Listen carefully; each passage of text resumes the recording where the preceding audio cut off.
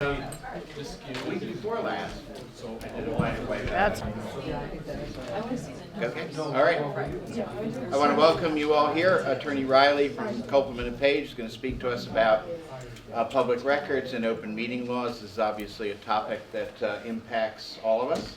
I want to thank you for coming, and I want to indicate that this meeting is being videotaped. Your image and voice may be recorded. All right, There you go. thank you. Well, I'm glad to be here. I'm glad you all could make it. We're going to start off with the public records law, and then I have a different set of slides for the open meeting law. Just so you know, there's some handouts on the table there in the corner. Two of them are just copies of the slides from these two presentations, and then there's a couple other things which you might find useful as well.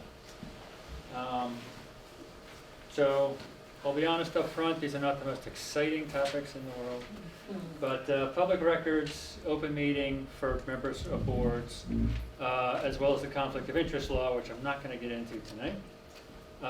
Those three are really something which, if you're involved in any kind of government position, you really need to kind of be aware of, and a little refresher now and then doesn't hurt. So I will start with the records law.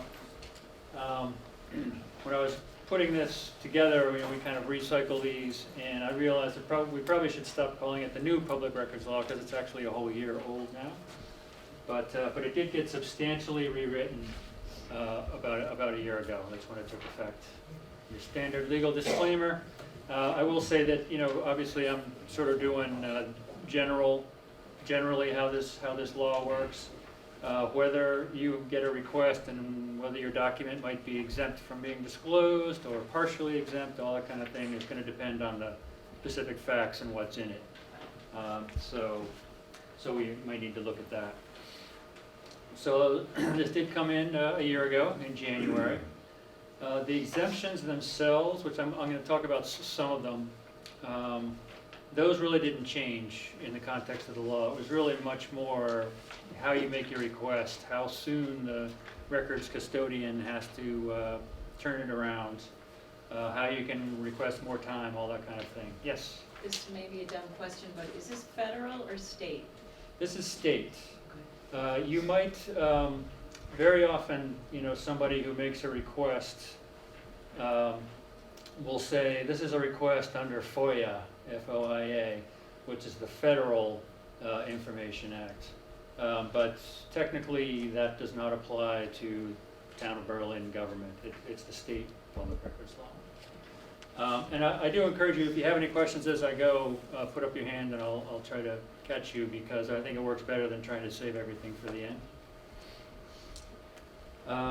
So I'll talk as we go about the fees that can be charged, some of the kind of drastic punitive things that they added. The media in particular have been beating the drum for 10-15 years to put some teeth into this law, and they finally convinced the legislature to do so. So what is the public records law? Well, it's actually a combination of things. Chapter 66 of the general laws has the title of public records law. We end up not really looking at it that much except for section 10 and 10A, and that's sort of the nuts and bolts about how you make a request, who you make it to, how long they have to turn it around, and how you can go to the state for an appeal, all that kind of thing. In Chapter 4, Section 7, that's a statute that has lots of definitions that are used throughout the general laws, and that's where you actually find the definition of public records, which I'll hit on, as well as a whole bunch of exemptions. They're up to, I think, R or something in the alphabet. Spend a lot more time looking at those and deciding which records are exempt or not. And then the Public Records Office is run by a division in the Secretary of State's office, and so they have enacted some regulations, and you find them in the CMRs, and those also got totally rewritten a year ago. And then lastly, there are certain specific statutes which will say right in it, some particular kind of record shall not be made available to the public or something like that. So that also affects how the public records law works. So the definition is incredibly broad. Basically, any kind of data, it doesn't have to be paper, nowadays, obviously it would include digital storage. It's really more towards what is in this thing that you have, rather than what form it's in. And so basically anything that's either made or received by a governmental agency or employees or officers in that agency is going to be subject to the law. And so then the only question is, well, is it public? If anybody comes in and wants a copy of it, do I have to give it to them? Or might there be some exceptions? And it clearly includes emails. You see more and more requests for emails these days because it gets used so often. So in Chapter 4, Section 7, where that definition is, as I say, there's a whole bunch of exemptions. Some of them are pretty esoteric and don't come up much. So I'm just going to hit the main ones. Exemption A, the statutory exemption, and that applies to certain records if other laws specifically say they're not to be disclosed. And you may still get a request, depending on what kind of information goes through your office, you still might get a request for those kind of things. Some of these examples are the Corey Law, people's criminal records. Police department, of course, would have a lot of those, and they get requests for them. But in general, most of that information you're not supposed to disseminate to anybody in the public. So that's one exception. Similar domestic violence reports. Student records. The school department obviously has lots of school records. Unless you're a parent or guardian of that child, your access to that should be limited. So again, if let's say the school office gets a request for some student records and it's from somebody else, odds are they're going to be able to say, we're not going to give that to you, it's exempt under Chapter 71, Section 34D. The Commission Against Discrimination, a lot of the files they get, you get actions filed in there from town employees, for example. Most of their files are exempt. And abatement applications. The statute specifically says that the abatement application someone files with the assessors looking for an abatement, that the application and any documents filed with it shouldn't be disclosed to anyone besides the assessors and their consultants. So again, that would be cited if they got a records request for that kind of information. Exemption C comes up a lot. It's called the privacy exemption. Has kind of two pieces to it. The first part is for any personnel or medical files. And so in general, if you get a request for that kind of information, I want to see all the evaluations for a particular employee, well, odds are going to be considered personnel file, and you can say no, those are absolutely exempt. And there's some state court cases that back that up. The other one is a little more gray.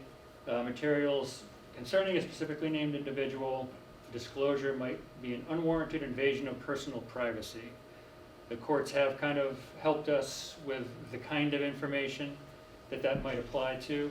It's not, just because there might be a record and has something in there that would be embarrassing to a person, that doesn't necessarily mean that it's going to invade their privacy. But if it has things like a record that they're on some sort of public assistance, something about their marital status.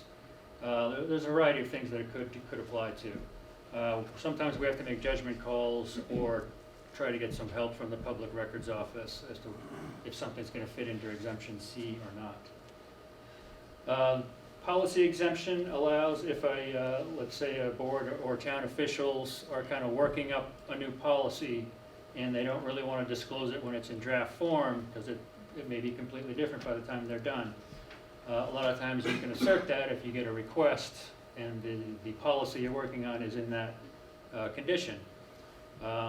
If part of what you're using is sort of some tables of just numbers or information, odds are you're going to have to turn that over, but the actual policy that's being developed, you may be able to withhold for a while until it's complete. Obviously, then it becomes a public record. The notebook exemption. So let's say you're a board member and you like to go to your meetings or hearings and take your own notes on your laptop or in a notebook.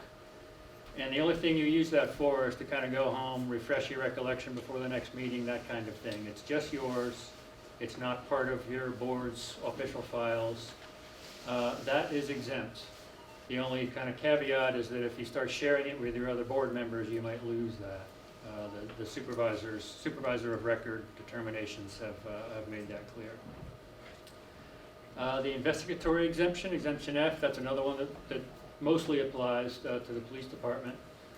A lot of records about ongoing investigations for a variety of reasons. They may not want to disclose that to anyone.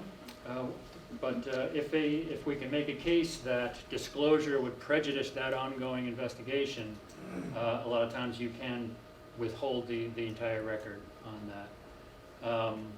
At some point, that particular investigation is closed and it's not going anywhere, there's either been charges or there haven't, you might lose this exemption and have to see if there's anything else that might apply.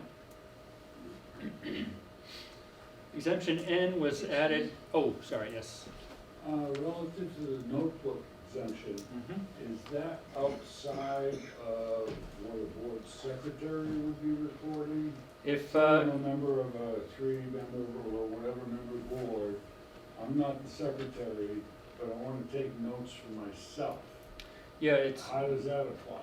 if you're taking them for yourself, and so they're not going to be considered part of the board's records, you should be able to cite to this. But if you have someone who's taking similar notes for the purpose of preparing minutes, draft minutes are considered a public record, and obviously final minutes are considered a public record, unless it's executive session. I'll get into that a little bit. Boy, that's a really squishy area. It's, that's really the distinction though. Minutes, even in draft form, handwritten, are subject to disclosure. Does Yes. that mean that if you are the person taking the minutes, that you have to keep your notes? Keep them forever, you mean? Right. If, this isn't found in the law, but in decisions from the supervisor, they say that if somebody, let's say you've taken the minutes and the next day, they're still in draft form, you get a request for minutes from this meeting, draft or otherwise. Odds are you're gonna have to provide a copy of that. You can write draft on it or something. Once the final minutes are approved and there's no request for the drafts, you can get rid of the drafts. Same if you use a tape recorder, you can tape over it again, unless somebody has asked for it. Okay? Exemption N was added after 9/11. Which said it applies to certain things, basically dealing with security measures, infrastructure of the town, maybe blueprints of town buildings, that kind of thing. Those can be public. People may have very legitimate reasons to try to get a copy of that, but obviously you could make a lot of mischief with it as well. A year ago, they added cybersecurity measures to be included there too. This is the general rule is if you're a records custodian and you get a request, you can look at whether it's exempt or not, but you're never supposed to ask the requester, well, why do you want this? What are you going to do with it? If it's a public record, they're entitled to get it and do whatever they want with it. This is the exception. If you kind of don't like the idea of giving this out, you're entitled to ask them, show me what this is for, make me feel better that this is legitimate and not going to cause a problem. Exemption O applies to home addresses. It used to be home addresses and telephone numbers of employees of a governmental agency, including a town. Again, this was rewritten to add personal email addresses, so not your town address, and I believe you have those. So if again, office is probably going to have that information. If somebody asks for it, that can be redacted or kind of crossed out. A lot of payroll information of public employees is public, but you can take off things like their home address, telephone number, social security number, a variety of those kind of things. Let's see, 6610B. Oh, This other section added a few that aren't in chapter 4, having to do with firearms, firearm applications, or any kind of list or database of who owns firearms, who has the license. And email addresses was also added. There was a separate exemption for information concerning law enforcement personnel or their families. Again, address, telephone number, and they added email addresses to that as well. So a big change that happened to the law, yes, sir? Before you leave the exemption portion of this, are these wholesale exemptions entire files, or the redactions, or both, and who is the custodian the one that makes that decision? Is it going to be a redacted document or a wholesale withheld? The default is always records are public and you should turn them over. So you have to look at the exemption and see whether it can apply to the entire document, but if it only applies to pieces of it, you need to redact that part and give the person a copy of the non-exempt So part. the denominators to release it with redactions. Yes. Yeah, if it's a 5-page thing and 2 pages are clearly exempt, it's a personnel file or something, but the others don't fit in an exemption, you need to cross out those first 2 pages and give the person the other 3, and explain why you're doing it. Cypress exemption. Yes, yeah, you have to disclose what exemption you're relying on.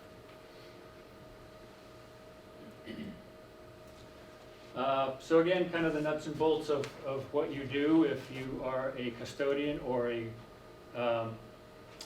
records administrative officer, which was a new term that was added. You have to, if you get a request in, an oral request is valid, but there's no ability to appeal that to the supervisor, and it's also tends to, get you into a squabble later perhaps with the person as to what they asked for. So it's always better to get in writing for both sides. But when you get a records request, the next day you start counting how many business days you have to respond, and you have to respond in writing by the 10th business day. If it's a very simple request, I want 6 months of minutes from the planning board, well, you might be able to do that immediately, or you might be able to point to the town website and say, well, those are on the town website, so you don't even need me to get involved. But the response has to be made within 10 business days, so that doesn't count weekends or legal holidays. If it's a bigger job and perhaps you won't even be done in 10 business days, or if you do intend to charge them a fee, you need to give them an estimate, and that would involve things like, who's going to spend the time finding the records, taking out the exempt parts, and making the copies. The lowest paid person associated with whoever has custody of these records, that's the rate you look to, and if that happens to be somebody who's paid more than $25 an hour, that's the cap. As I said, the burden is on the custodian to justify why they're not getting everything they asked for. And so, so the written response needs to say, how much is this liable, how much would we think we're going to charge you as an estimate, and whether you think there's going to be some that are applied to exemptions, and put in what exemptions those might be. You are entitled, and the supervisor's regulations mention this, that again, particularly if it's a big job, you figure out all the pages and the hours it's going to take, and it's going to cost $150. You are entitled to send them that written response, say it's going to cost $150. As soon as I get your check, we'll start preparing them. You don't have to prepare them ahead of time, because sometimes people decide they don't need them after all, and never come in and pay. Yes? You're not supposed to create pages though, right? If you can give them electronically, you give them in their native format, yes? Yes. If you're encouraged to keep things electronically, the law made a lot of things mandatory for state agencies, so you said you have to put these in and make these electronic. Towns are encouraged, because not everybody has enough funds or facilities to do that. But Yeah, they're entitled to get it in whatever form you have. If they say, and we see this more and more, you know, I want all these documents, and I want, want these blueprints, let's say, and I want them emailed to me. Well, blueprints may be like this, and you don't have a way to scan it. It's okay then to say, sorry, we have to send this out and get it copied, and you have to pay the copy fee. But yeah, if they are, whatever format they're in, the requester can't say, well, I want it in a completely different format. I suppose if both sides say okay and they're going to pay for it, you could, but you're not required to. Okay. So the record access officer, or the RAO, this was a new provision. And kind of the intent of this was to have a point person or perhaps multiple point people in the town offices that can help the requester get what they want. And also kind of to keep an administrative eye on what requests are coming in, are they getting answered in time. So the chief executive officer would be the board of selectmen, can appoint multiple RAOs. The town clerk by default is sort of the head RAO.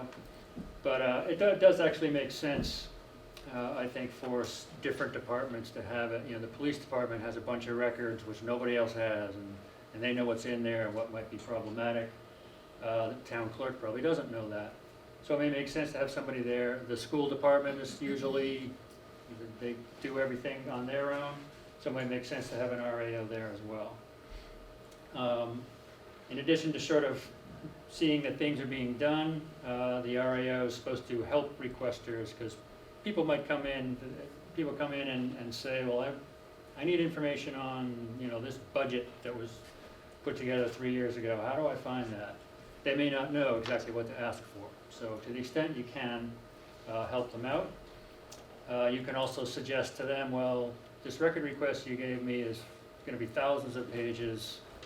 It's all over the place. Tell me what you're really looking for. Maybe I can make it easier for both of us. So records requests can be made in a variety of ways. Can be, as I say, someone can come up to the desk and make a request for the document orally. They might send it by mail, fax, not so much anymore, or email. Obviously that gets used a lot. As I mentioned, oral requests are a valid request and need to be complied with, but they're sort of problematic because, maybe even more problematic for the requester, because if they don't like what they get, they can't appeal that to the supervisor's office. So the response, as I mentioned, again, if it's really easy, you just want to print off the pages. If it's 20 pages, maybe you don't even want to bother to charge them. The supervisor always encourages records custodians to waive fees where they can. But if it's not that simple, you got to make sure that your written response goes out within those 10 business days, because if it's late, particularly if it's a big project, if it's late, you're not entitled to assess that fee any longer. So you might have to eat the $150 or whatever it is. And if you're not going to be turning over the records because you've got too many files to go through, etc., within those 10 days, be sure that the written response has all this information in it. Confirm the receipt, maybe even enclose the request with your letter. Identify who's going to be responding if it came to the wrong place. Outline what exemptions might apply. Even if you don't know yet, you can list all the ones that you think might. Our office helps with that a lot. And explain why they're not getting their records within the 10 days. And when you can expect them to. There's a lot of fine print here. Repeating some of the things, but one important one is, again, if you get a big request, maybe you're in an office where you only have very limited office hours, and you're not going to be able to do it within 2 weeks. You are entitled to basically give yourself, as the custodian who has to do the work, an extra 15 business days. So you can legitimately say, it's gonna take me 25 business days, and that won't be considered late, as long as your initial response went out by the 10th business day. If it's extremely large, and even 25 business days isn't going to be enough, the only way you can officially get more is, well, two ways. One, the requester could say, okay, that makes sense to me, let's confirm in writing, when I can expect it. Or you can file a petition with the Supervisor of Records office, and that office can give you an extension. In some cases, they can also allow you to charge more. Frankly, within the past year, I haven't seen them agree to one of those. They're kind of stingy with these petitions.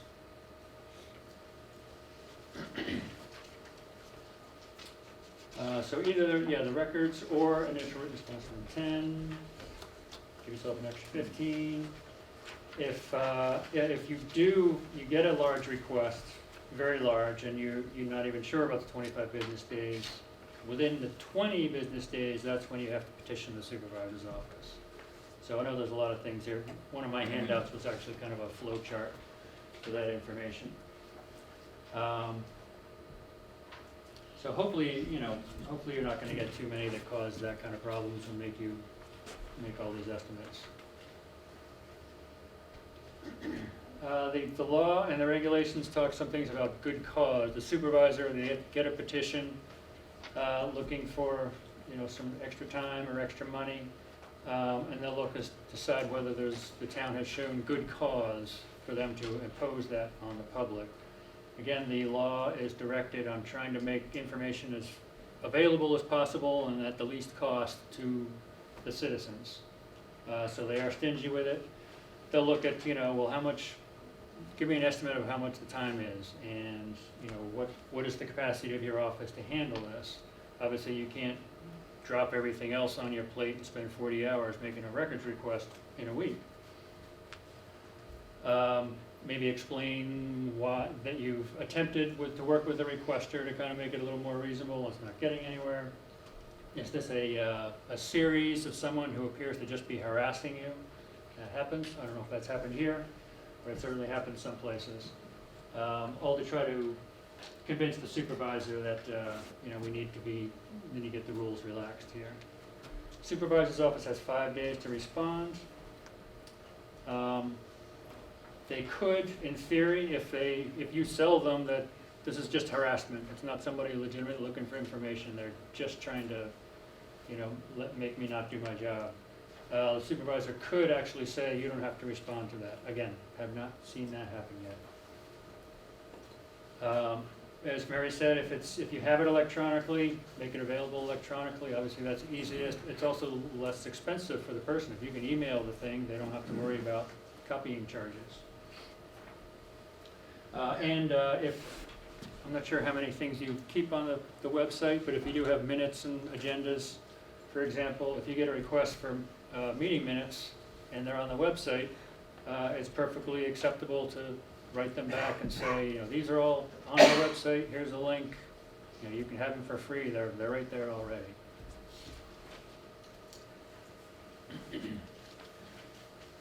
So the fees, I mentioned, there's an hourly limitation, and for photocopy fees, it used to be, before the law got changed, it actually used to be up to 20 cents a page. The town could set it, but they could go as high as 20. But that got slashed down to 5 cents a page, and that includes double-sided pages. If you do get sort of odd size records and you need to send it out to get copied, whatever the exact charge from the outside vendor can be passed along to the person.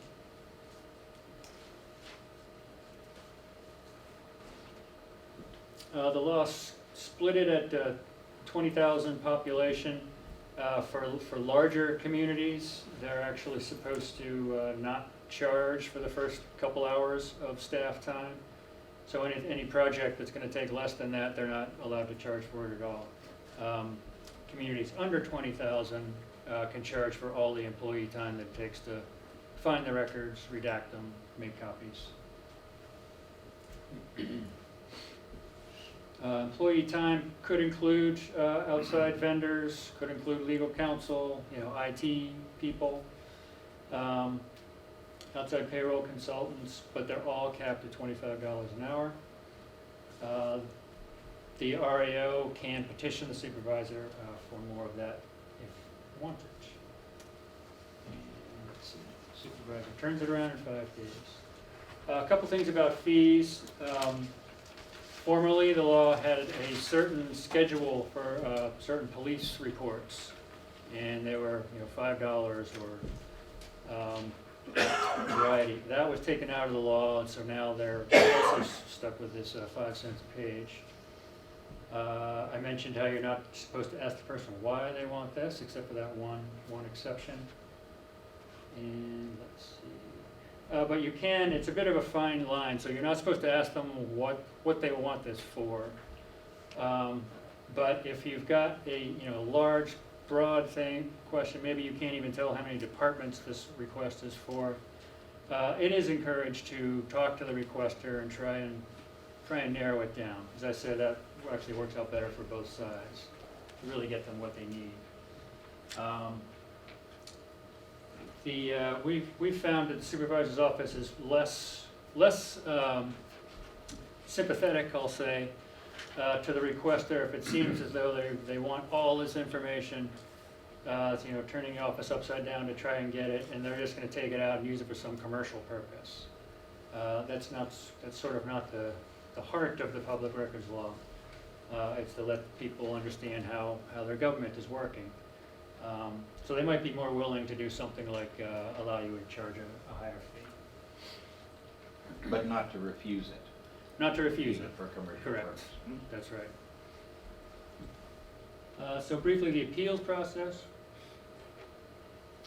The typical one is people get a request in, you either write them back and say, sorry, those are all exempt, or half of them are exempt, here's the other ones, whatever that might be, or we don't have what you're asking for. And they're not happy with that. So the cheapest way for them to do it is to take your response and file an appeal with the Public Records Office in the Secretary of State's office. And then that, which is headed by the Supervisor of Records. That office has to look at it within 10 days and will send something out, either saying, it looks to us as though you got a proper response, or we don't think, town, that the exemption you relied on is applicable to this record, so you need to either convince us or turn the records over. If the requester doesn't like the answer they get, they can then go to Superior Court, which obviously is very expensive, so you wouldn't see that happen too much. The requester also might decide, for whatever reason, to bypass this free appeal to the supervisor and go straight to Superior Court. If the supervisor orders a town or a state agency to do something and they're not doing it, the supervisor can turn it over to the Attorney General's office to try and take some enforcement action on them. That was not, the other former law didn't have that kind of teeth in it. This does. And let's see. So if, in the unlikely event that you end up in Superior Court here, de novo review means that basically the judge is going to look at it from the beginning. They're not just kind of looking at the request and the response and deciding legally who wins. They're going to look at the whole thing from beginning. The judge might say, these records that you say are exempt, you have to show them to me, and I'll decide if they're exempt or not. Because again, the presumption is that all records are public. And the burden is definitely on the governmental agency to justify not turning it over. One big thing that was added, as I mentioned, to put teeth into this, is that if somebody does get to the point where they go to court,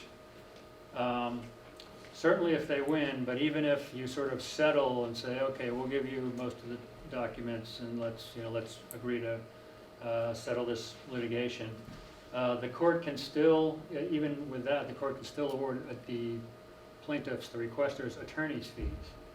Now, in a real big case, with a big Boston law firm or something, that could run into big money. So that was a real change.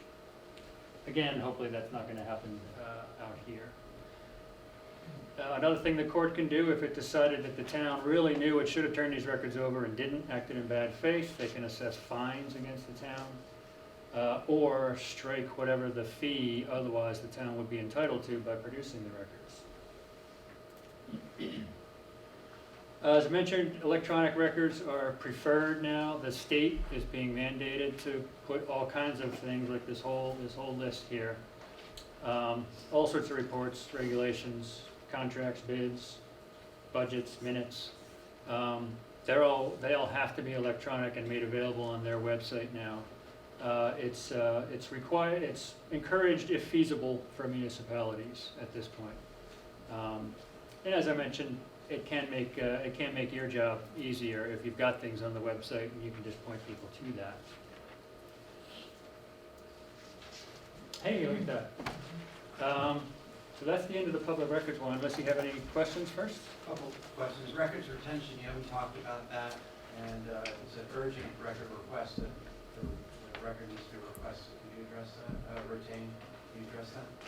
If, for an urgent request, means, Oh, if there's a record that might possibly be destroyed or oh, I see, may in normal course of business yeah. be deleted, it would have to Right. be retained under certain circumstances. What are the rules on that? On the, in the Public Records Division, that part of the Secretary of State's website, they have a municipal retention schedule, and it's very long. But it can be useful if you've got a particular kind of record and you want to figure out how long you need to hold on to it, because in general, a lot of times you can't find that in the laws themselves. So, so if you have a record and it's reached the point, let's say, where you could get permission to destroy it, if you get a records request, that means you can't destroy it. You have to hold on to it until that's been resolved. The person has their copy, or you think it's exempt and you denied it, and it's going to the supervisor and all that. You need to hold on to it until that's resolved, or heaven forbid, there's a court action involving them. And so the retention, one reason I don't put it in here is just because it's kind of all over the map. Like I said, there's a million different documents. Some things, such as maybe personal notes of the secretary, as soon as administrative use of that is done, you can get rid of them. Some election records, it's only a month, and others are for much longer. Kind of the median is 7 years for a lot of records, but some are even longer than that. For example, yes, meeting minutes, for example, are permanent. You're never going to get permission to get rid of the old minutes. So I don't know if that addresses Yeah, what and you're many thinking. of us use our personal email, not government email. How easily, if at all, is that accessible under a records access request? What I've found, there was another town where a town official was using their home, or their personal email address to mail, let's say, the town administrator back and forth, and didn't want their personal email out there. So when someone requested a bunch of emails, they redacted that. The requester didn't like it, appealed to the supervisor, and the supervisor said, no one's entitled to come ask you and demand that you give your personal email address, but as soon as you sent that email, the record of the email is a public record, and they found that your personal email address is not an invasion of privacy, so they made us make clean copies and turn them over. So the content of the email was released, or the address was released? Well, both, Both. yeah. So it's Yeah. pretty burdensome if if a request was made of one of us to go through our personal emails and fish out the ones that are relevant to the request. That'd be pretty burdensome. It is, it can be burdensome, and we have seen, we've gotten orders from the supervisor that makes the town official, make sure there's nothing that's subject to the public records law on your personal computer. So you advise us to use government town email? That's the easiest way to do it, because then it's on the server for just that, makes it a lot easier to find them, and you don't get stuck you know, you don't get stuck trying to Individual search your personal person ones. has their own, or a committee would have one? Well, I mean, that varies, I guess, but if you do have, I don't know how that works. If individual board members have a town address, no? Sometimes have it, some don't. I'm sorry? It costs us $10 an email. Yeah, okay. That's a good reason then. So would you recommend we set up our own personal email address that we just, chair of conservation at Yahoo? And only use that personal email address for town, That would be a good way for it, because you'd certainly know that that's the only place that those are. And if you're using those to, it's when you send an email to somebody in town hall, you know, obviously that is automatically subject to the public records law because it came to the town office. And so if the person gets it that way, you know, then they don't have to ask to go yours too, because it's all the same. But that's a good way. I know some people do that just to try to avoid that issue of having to search their own laptop for certainly town. saves the town $10 an address. Yes, yes it would. Yeah, So if I send an email from my work address and then I change jobs, I no longer have access to that record. And I think technically my current employer would own that record because it was sent through my work address. yeah, I think that's correct. So that seems to complicate things. Yeah, well, I mean, again, if somebody was looking for all the records related to Project X, including emails, certainly anything you sent from that to the town would be here. If there were other ones that didn't, I mean, I can't imagine the supervisor would say, well, you've got to go back to that company you worked for and get their IT person to search. I don't think you'd have to go to that extent. Okay, so that's, that would be considered normal to operate that way. Yeah, I guess I'd caution that, you know, when you are sending stuff from an employer, you know, relating to town business, I think what you said was correct. If you're sending it to the town office and everything, then that gets captured, that's fine. But if there are communications that are between third parties that relate to it, you know, a particular issue, a contract, whatever, you are setting yourself up for a sort of a when worlds collide situation. Because if this were serious litigation and people were really getting down and dirty, you're right. yeah. You know, in the ordinary course of things, and if people were relaxed about it, not a problem. But it is technically a public record. It is also technically the property of your previous employer. So as I say, you're creating a situation that's very complicated Yeah. by doing that. I think that's a good point. Like, if it was a big case, you know, you could see the lawyers looking for everything. Mm-hmm. But as I say, I haven't come across that particular example, but we definitely have. If somebody says, you know, somebody's really upset over some decision a board made, you know, I want all records, including emails from all the members, anything to do with that project. Yep. And so if it's a 5-member board and 2 members on their laptop at home were emailing back and forth about that project, the That's a public supervisor would record. probably say, And yeah, And that's one gonna of be them subject to was communicating from, you know, the email of an employer. That's a public Yeah, record. So, you know, you do have to pay some attention to that. yeah. But then if you copy it into the email for your board, then let's see if you're back On the grid, on the town. so to Mhm. speak. Yeah. That violate the open meeting law if two members of the committee are emailing back and forth? Only if it's a 3-member board. Hmm. That would be a violation of a 3-member board. Mhm. If it's less than a quorum. You're giving me an awesome segue into the next part. But Yeah. there is no requirement that personal emails be archived, right? I could be on a committee for 3 years and 6 years ago, there is no requirement that I archive those emails, correct? That is correct. At least I haven't heard anything from the supervisor otherwise. You know, you're on a board, maybe you had some stuff on your computer, you know, you get off the board, your computer dies and you get a new one. I mean, I haven't seen any archiving, you know, orders for just because you happen to hold a town office once. But certainly anything that you created and sent to a town office that's now here, whether it's on paper or by email, you know, that's going to get archived. That's subject to the retention schedule. Okay. Yeah. All right. So I'll just take a minute in case anyone feels they've heard enough already.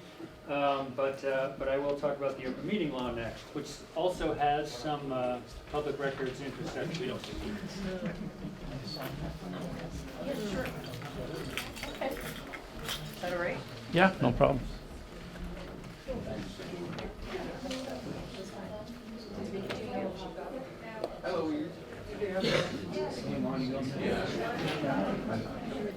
Well, no, once they're approved.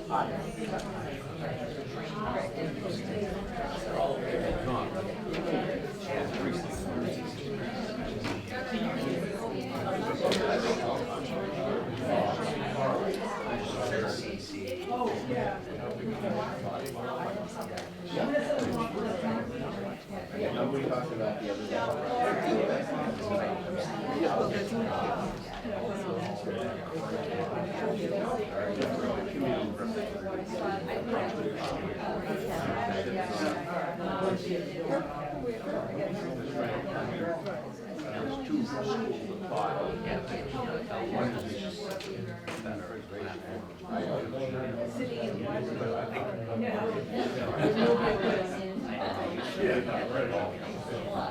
Literally.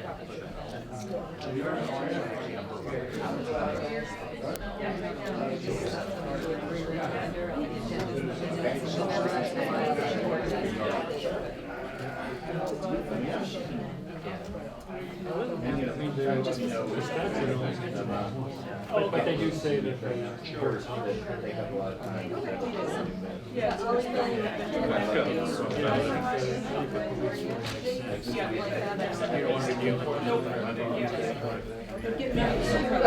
I'm sure they have some.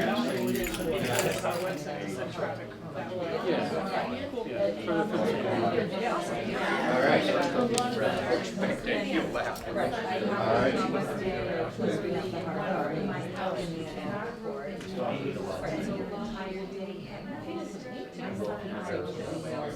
Sign what?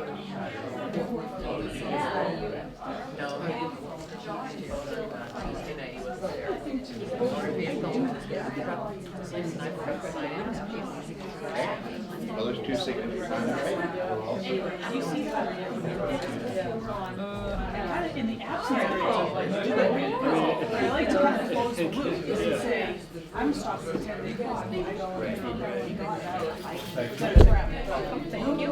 as long as, you know, as long as your response is documented, Yeah, I'm sending then you should, you know, we can point to the supervisor and say, hey, you know, we were on this. At the In time. the meeting room, yes. Okay.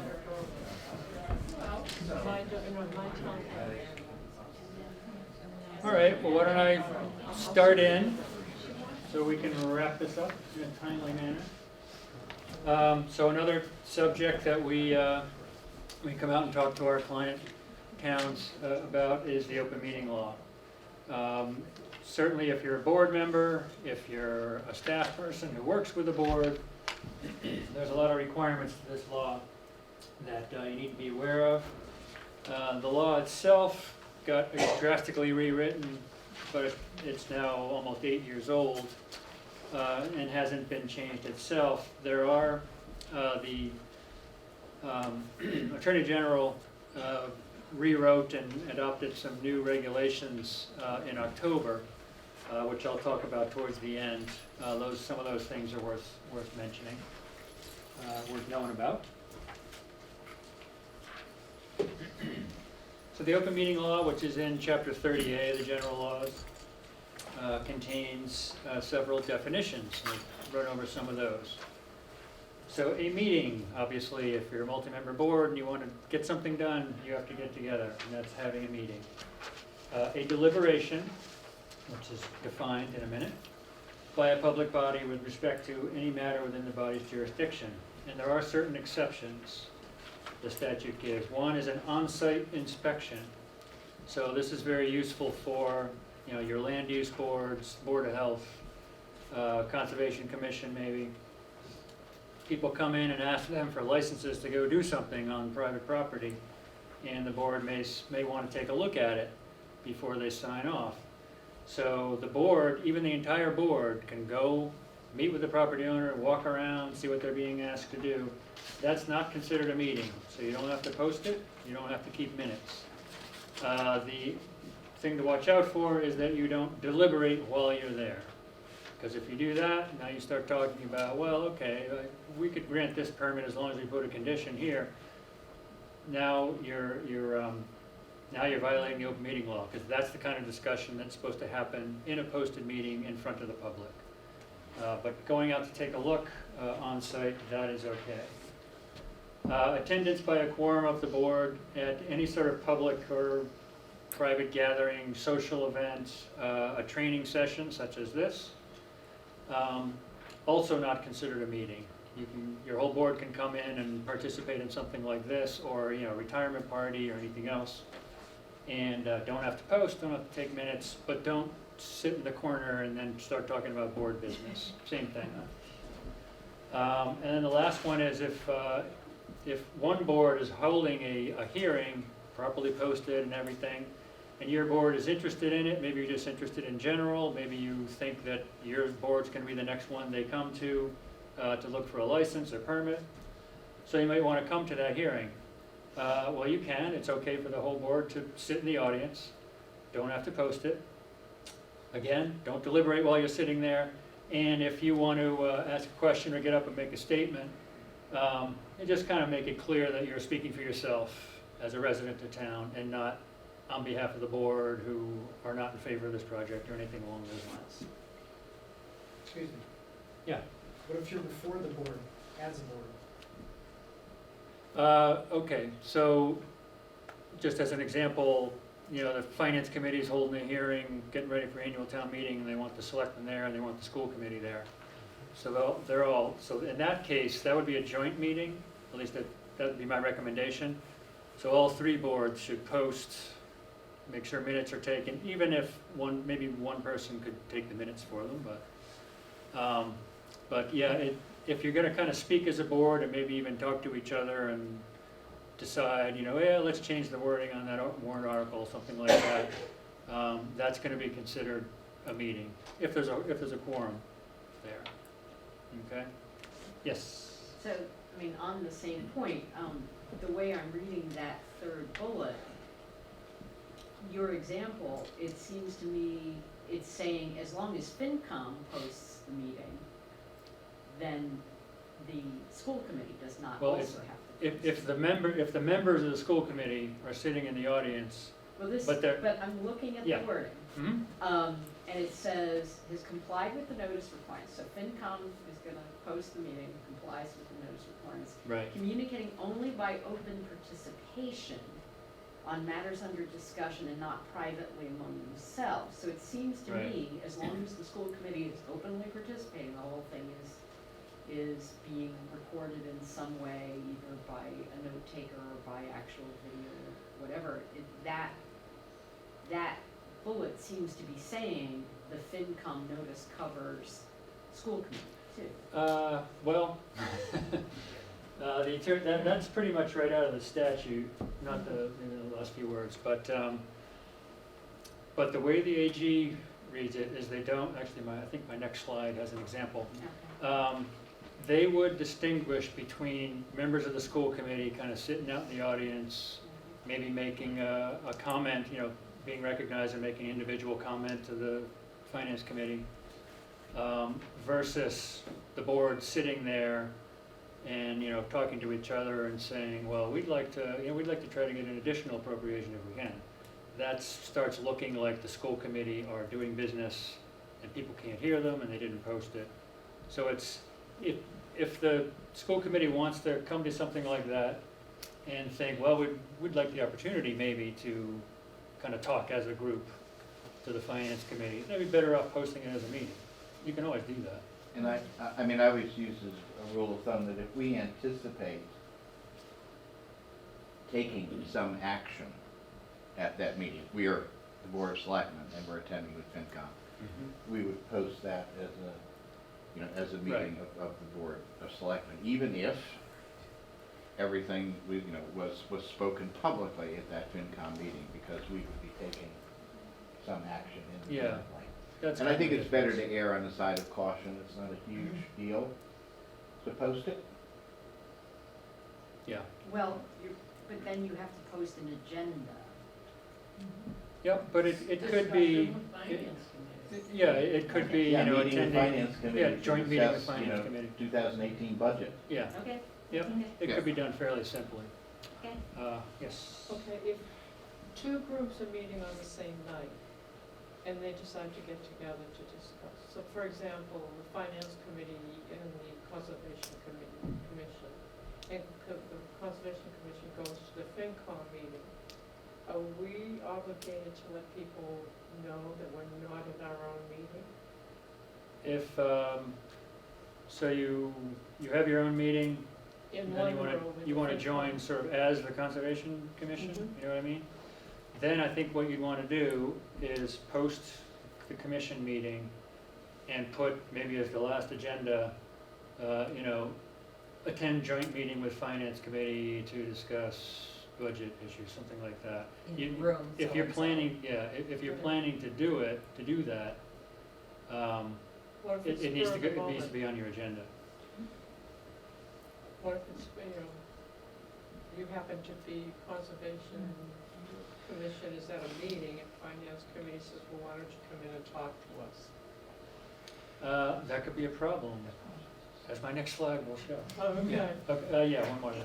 If the finance committee has invited another board to their meeting to present their budget, is it up to the finance committee to note that in their agenda that, so do both boards, I know to err on caution, both boards should post a meeting, but Mhm. if it's already on the one board's agenda, does it? Well, because the Attorney General, particularly, they've issued a lot of stuff on meeting notices. Because they want to see, more detail rather than less, it would probably be a good idea for the Finance Committee to list the boards or officers that they're anticipating, dealing with. So that way somebody who sees that says, oh, they're going to talk about the school committee budget tonight, I'd be interested in that. You're trying to gear your notice towards the general public and people who might be interested or have an interest in what's going to come up. Yes? So we're having a meeting next week with FinCom, the library trustees, but typically it's, not all of the members go to the meeting, or all the trustees in the past have not always gone. So in order to put that as a posted meeting, we'd have to have a quorum show up at it, so then we would all have to plan to go to FinCom. Am I understanding that correctly? But if you don't have a quorum, you don't have a public meeting. Right, Right. that's what I'm trying Yeah. to So say, if- so in order to. If a quorum Yeah, is going, you should post it. If less than a quorum is going, you don't have a problem. That's exactly how I Yeah. felt, so I didn't Yeah. post it, cause we weren't all planning on going. Yeah, so I mean, the only risk, quote unquote, is if more members show up, now you do have a quorum, and now you start sort That of was talking my to each other and question. saying, yes, we're in favor of that. That's the risk. Okay. Does anybody know if that's happened in the past, if people that have been visiting asked to visit FinCom, if they've posted that on the trustees? I'm just asking. Well, usually it's the chairman of a committee and perhaps one or two others on the committee who have issues, a capital plan or operating budget issue, something new.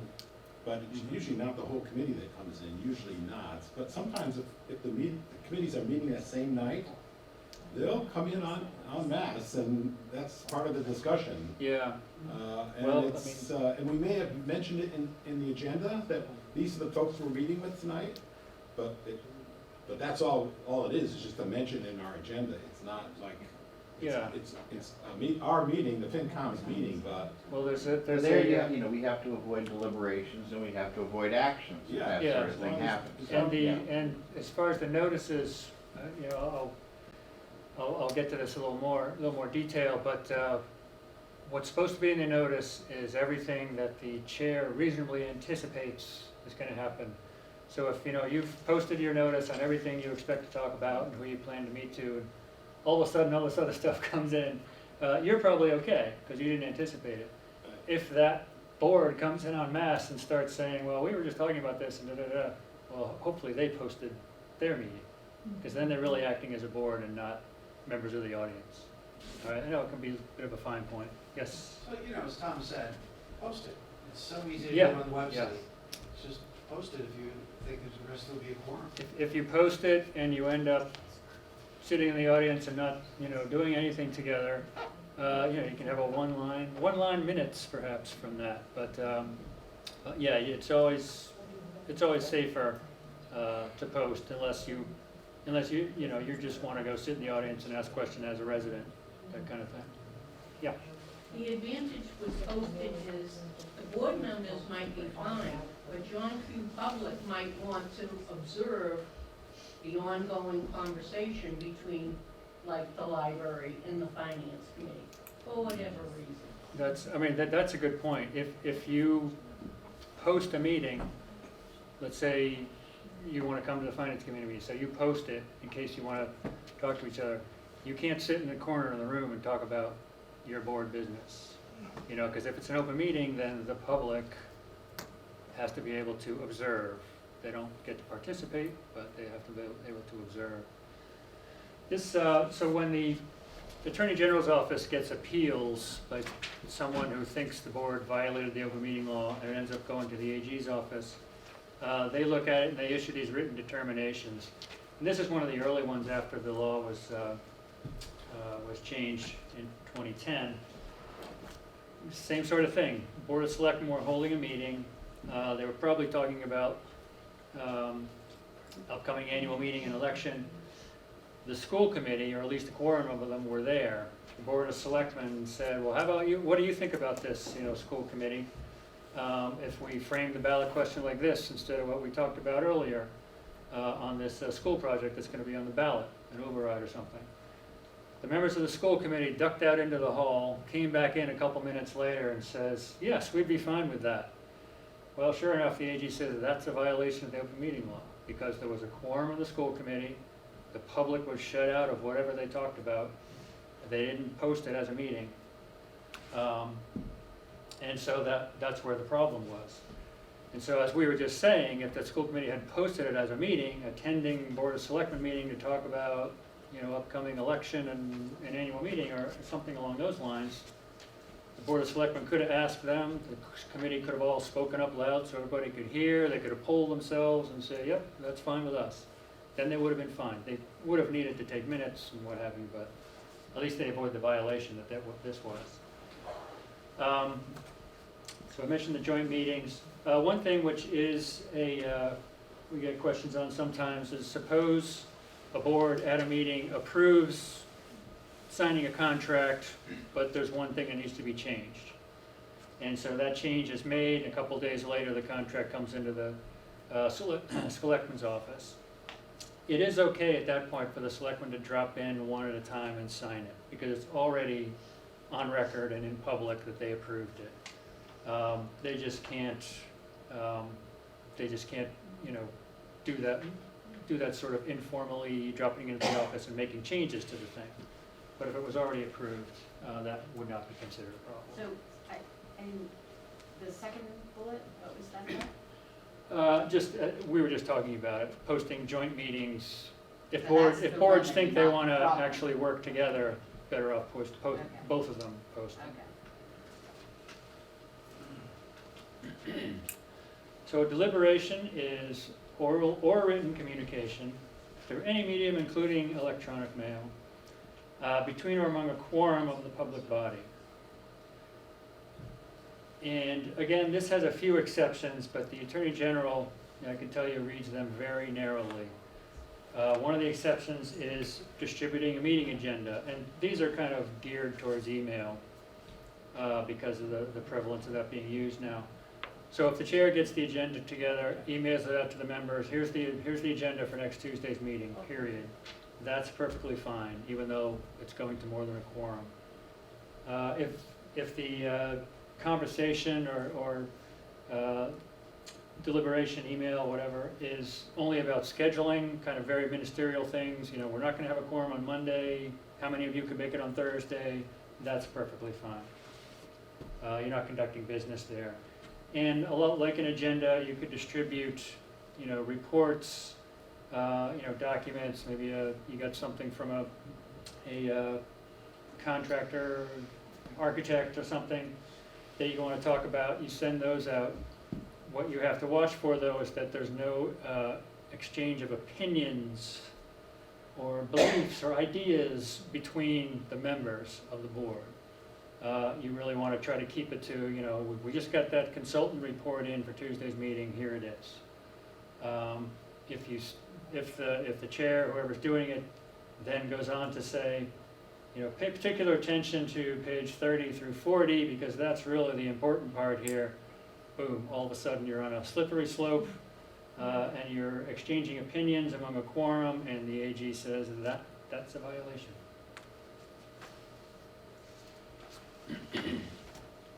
So email is explicitly addressed, which it wasn't before. As I mentioned, you have to be careful what you say, what's in there. And also, members of a board can't use a non-member, such as the staff person in the office or a town administrator or something, to kind of get around directly talking to each other. One board member can't have the staff person say, I'd like to know how the board feels about what we're going to be talking about on Monday. Can you just kind of poll them and find out? Even though the quorum didn't actually talk directly, the AG doesn't like this either. Social media, I haven't found any decisions of the Attorney General that actually concerned a violation on social media, but Facebook and Twitter and Instagram and all the other ones that I don't know about. The same thing can happen as can happen with email. If it's something like Facebook where everything that gets posted is retained and it's talking about board business, one board member posts something to Facebook about this important project we're going to be talking about next week, well, that's fine. If another member makes a comment on that, that's fine. But as soon as you get a quorum that have all posted and that quorum can see what the other three wrote, that's not so fun. And so the AG has warned people that it's really kind of the same issue that can happen easily with emails. A question? On something like Google Docs, where a document is passed, it's kind of, public, among a board, it's a shared document. And it gets edited, that's how it gets edited, in Google Docs. You're not gonna like my No one really answer. sends anything to anyone, Yeah. it just is there in this space. Oh, And it gets edited and, I don't like that comment, let's change it to this word, or whatever, or this feature.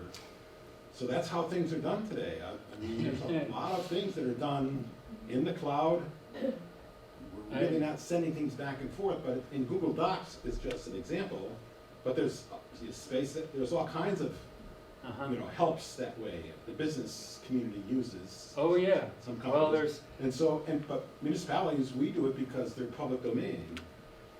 And so, I mean, we don't. I don't use it, but Good. I'm aware of people who use Google Docs a lot. Yeah. And I do use it for other things where I'm on professional societies and things like that. And that's how things get done, but I don't know that it's done a lot here. Well, one thing I'll say is that, something like Google Docs in the business world, is incredibly efficient. It's a great way to do things. This law is not designed to increase efficiency. And one of the first things when I started going around when the law was new, and we would try to, touch base with the Attorney General, make sure what we were saying was on board with them, was, it was, or perhaps still is, a common practice for minutes. The minute taker puts a draft together, sends it out to the members, saying, let me know if you've got to correct anything, etc. And board members, would tell me, well, we have to do it that way, otherwise we're sitting there for half an hour in our meeting trying to nail down the final version of the minutes.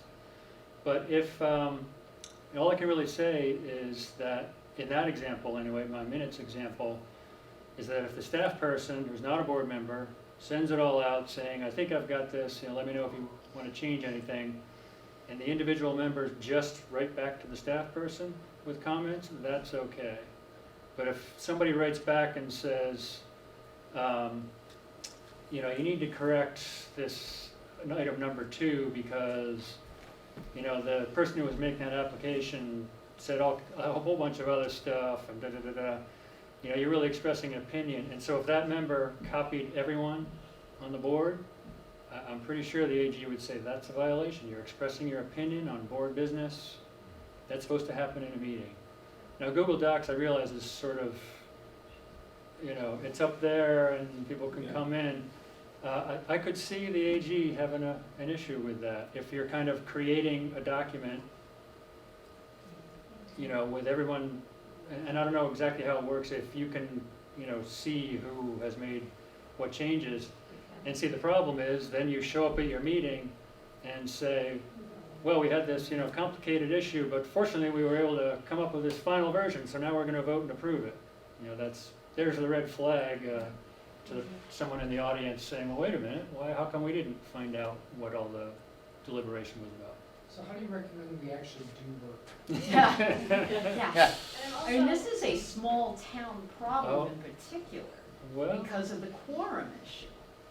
Because the sizes of our bodies are smaller. Yeah, it is a small town problem because so many boards have 3 members, because that's all you can get. Or, if your bylaw says it's 3 members, it's 3 members.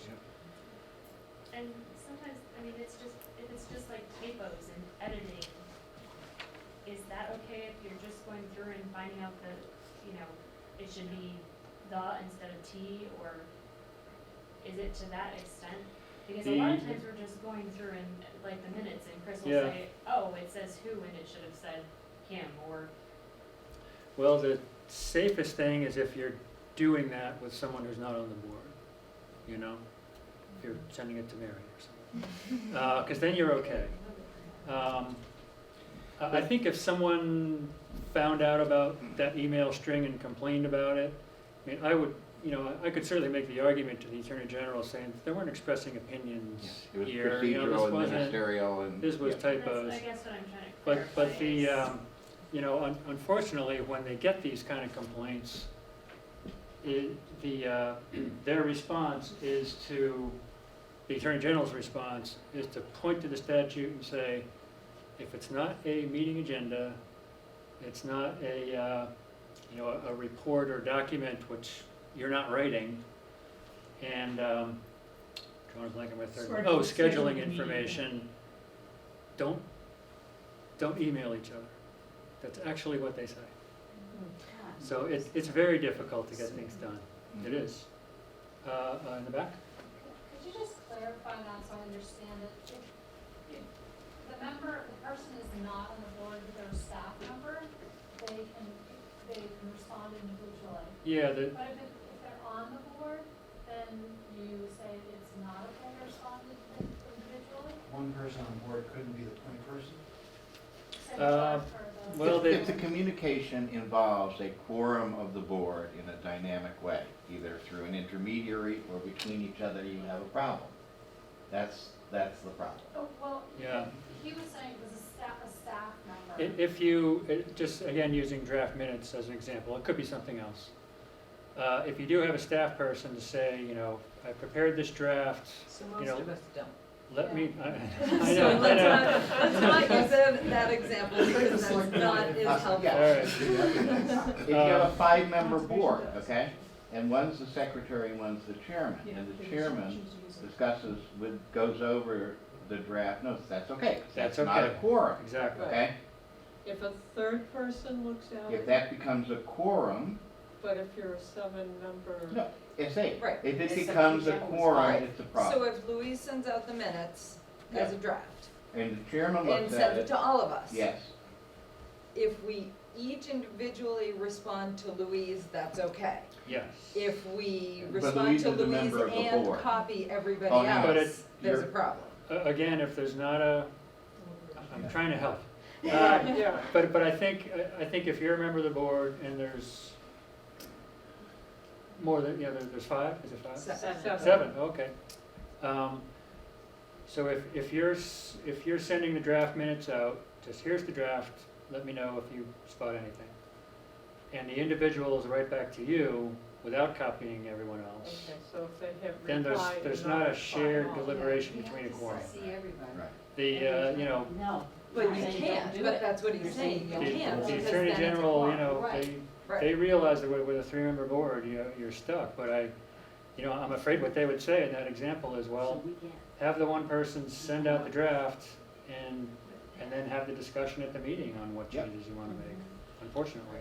So this hasn't been asked and answered 100, 1,000 times. These scenarios we just brought up, small towns, we're not the only small town. No, This has got to have been asked and answered. yeah, well, it's, like I say, the Right, AG is that's the very, answer. The AG is very strict on, because unless you're doing something very ministerial, like distributing a document, period, or here's something, and we'll talk about it at our meeting. So one person on the board is okay to feedback to, but not the group. And the board is staff member only. Correct. With a three-member board, you're really hung up, okay? Yeah, you really have Because Right, you it's can't. impossible. You have to do it with somebody who's not a member of the board, if you're doing deliberation. Right, you know? yeah, if you're exchanging any kind of opinions, If one member of the board is in Three-member charge of writing a letter, and they send that letter out and say, this is the draft letter that was assigned to me, we'll discuss it at the meeting, that's not a problem. I'd say that's not a problem. Yeah.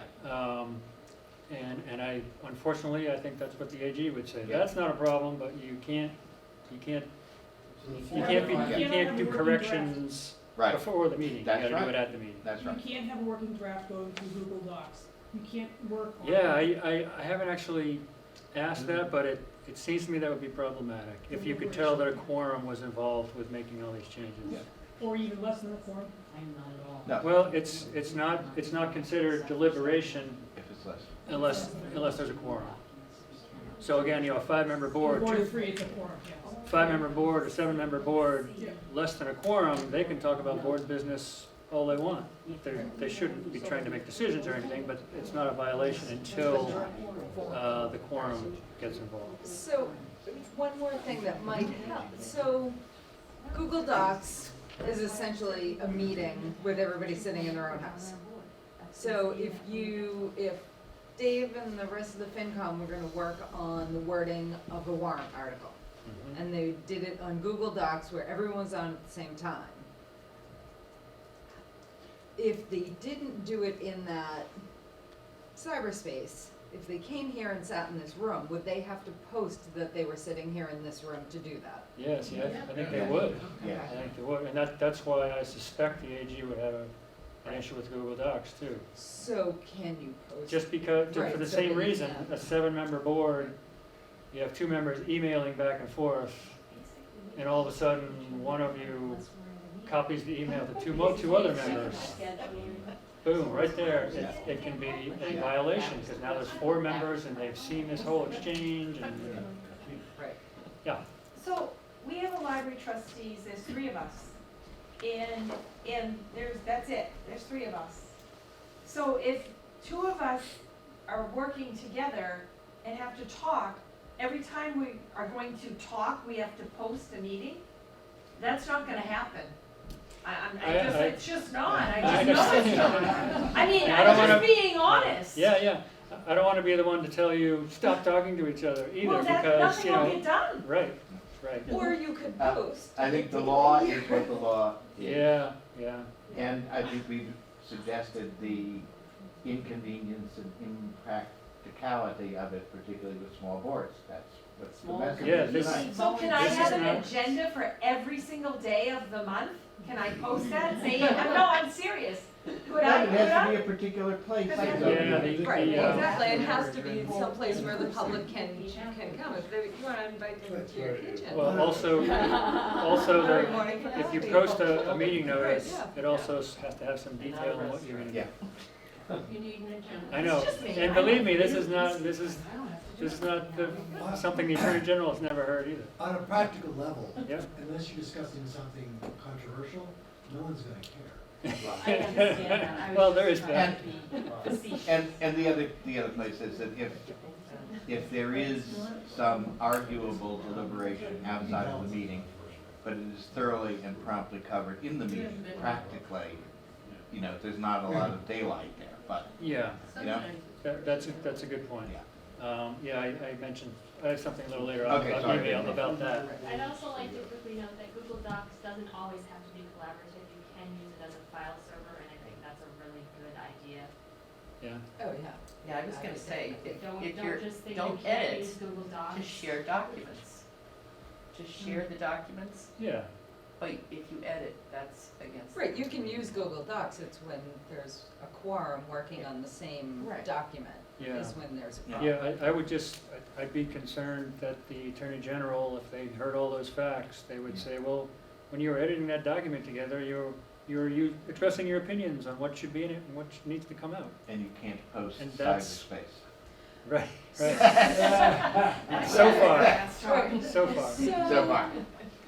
So every document that a group puts together technically is supposed to happen at a meeting. Including the agenda. No, but just Well, like, okay, so Sure. we're, so, Yeah, the theory is that less than a quorum is Right, put in the right, agenda. but say, And then as soon as you like contribute to the your- agenda, it's a meeting. I guess I just kinda answered my own question. Like, you know, if one person is charged with writing a letter to someone who's encroaching on conservation land, Yeah, that person writes it on their own, brings it to the meeting to be edited. yeah. That's- Or and that's the only safest. gets Yeah. two other people involved to do the edits Yeah. and then brings it, Yep, right. yep, But it can be posted to all the members and say, we're gonna talk about, this is the letter we're going to talk about. I think that, yeah. Right. For the As most long part, as, that as would long be as fine. there's no conversation, you can distribute it. Yeah, and just Yeah. don't do the editing before the meeting, Right, right? right.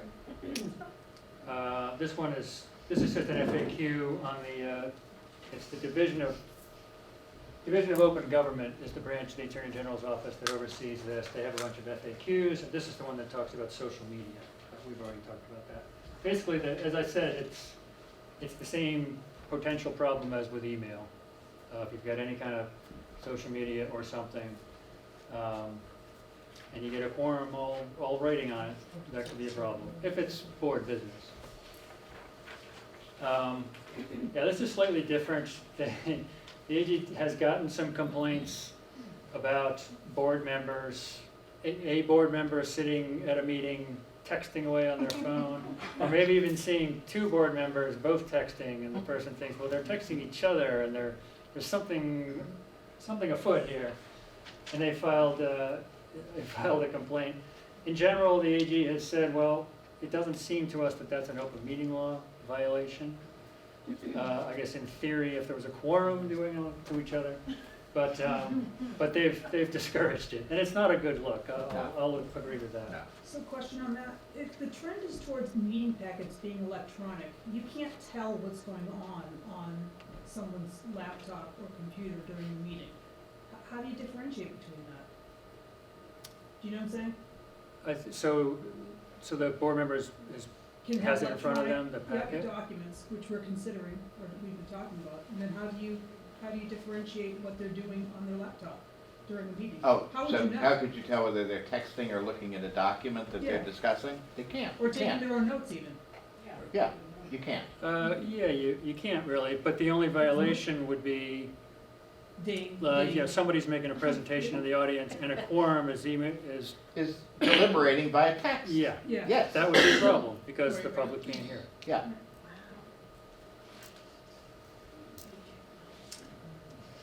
Well, we've hit some of Yeah, these we have. already. You know, emails, you know, always be careful with that reply all button, because it may be trouble. Yeah, I think I can jump. Beware reply all, if you remember nothing else, beware the reply all button.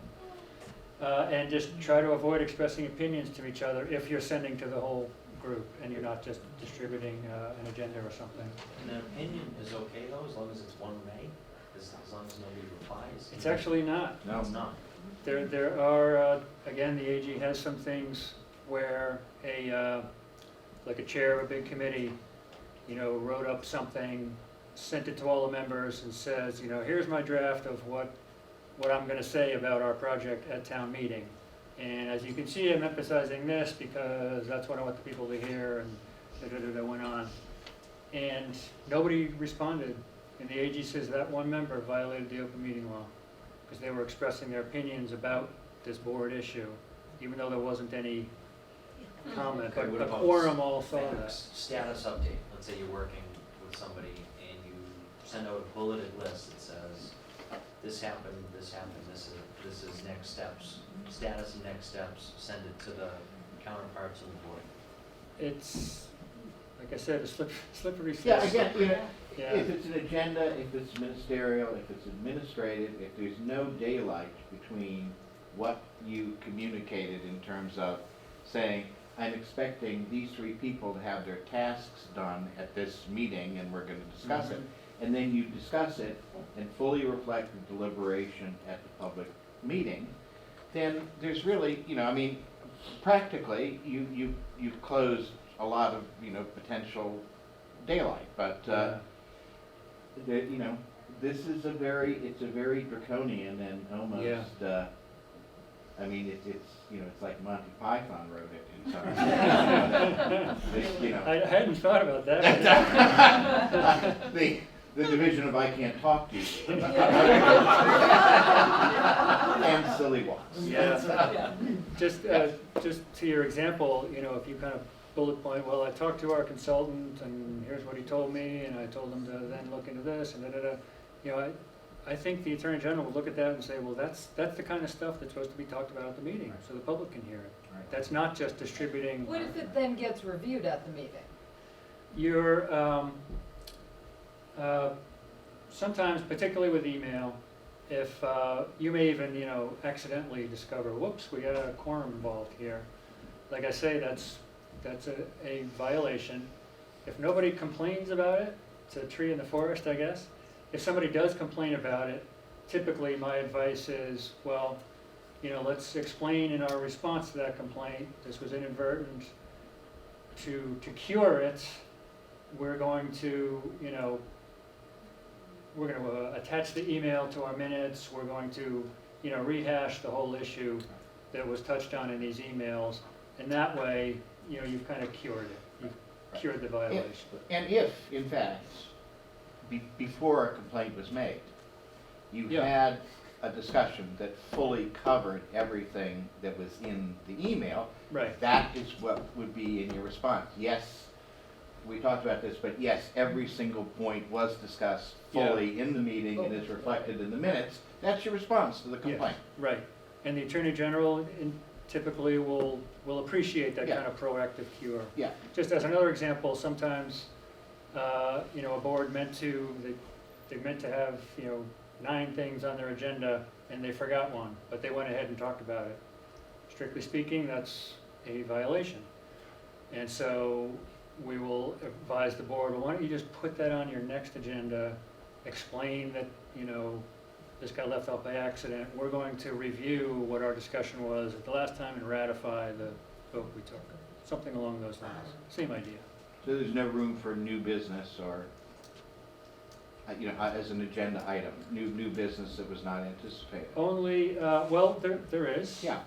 Let's see if I'm there yet. No, I'm not quite there yet. Okay. Yeah, that gets back to everything the chair anticipated Right. to come up needs to be on Right. the agenda. So if it wasn't anticipated, Right. right. Yeah, I'm talking about something which you had planned to talk about and forgot to put on. Gotcha. Yeah. So, Yeah. if somebody comes into your meeting and says, I wanna talk about this, that would not be on the agenda. You can Right. still talk about it. You can still talk about it. Because it's I'll not just mention it anticipated. now, and then I can skip over the later ones. What the AG says about that is if, you know, if it wasn't anticipated, and the board either learns about it, you know, the day before, comes up at the meeting, literally, you can talk about it. They encourage you to put it off to the next meeting so you can put it on the agenda, and that way, the general public says, oh, you know, I'd like to hear about that too. But it's not a violation for you to talk about it on the spot. Wouldn't a question from the general public by definition be open? I mean, how can you anticipate what a member of the public is going to ask you about? Are you supposed to say, Mr. John Q. Public, you're here tonight, but we have to put you off for a month until we can answer you? You can answer that person right there. This is. Yeah, sure. Yeah. Sure, it's, Right, I that's just the don't want us whole to go purpose crazy. of having No, an no. open meeting Yeah. is to invite the public. oh, that's right. Yeah, if someone gets up and has a question, Right. you know, how But- come it's taking so long to pave Yeah. Main Street? But if that member, John Q. Public, calls and requests an appointment to talk to us about a specific thing, that appointment should be on the agenda. Yes. And the subject matter of that appointment should be on the agenda. Yes. So yeah, there's nothing wrong with answering the question, or even, you know, talking about it for a while. Just, again, the AG's advice is, you know, particularly if it's controversial, but, you know, we encourage boards to put it off so it can be properly, you know, proper notice can go out. Yeah. So is there a time requirement with respect to the agenda? Because I personally update the agenda up to the last minute. So I first got A through C items, and now I add D 2 hours before the meeting. Is that authorized? Well, the notice, in order to hold the meeting at all, the notice, which means notice and agenda is kind of interchangeable, has to be posted 48 hours ahead of time. If you're adding something within those 48 hours, it really should be something you didn't anticipate earlier, some new thing which came up. All right? And I know that seems kind of arbitrary. Well, I meant to put this on and I you know, forgot about it. But that's again how the AG looks at it. But if something does come up, you know, oh, we just got this letter, we really need to talk about this, this is important, and you got it that morning, the AG would actually encourage you, well, if you're gonna put it on, you know, change your agenda so the public at least gets a little bit of notice.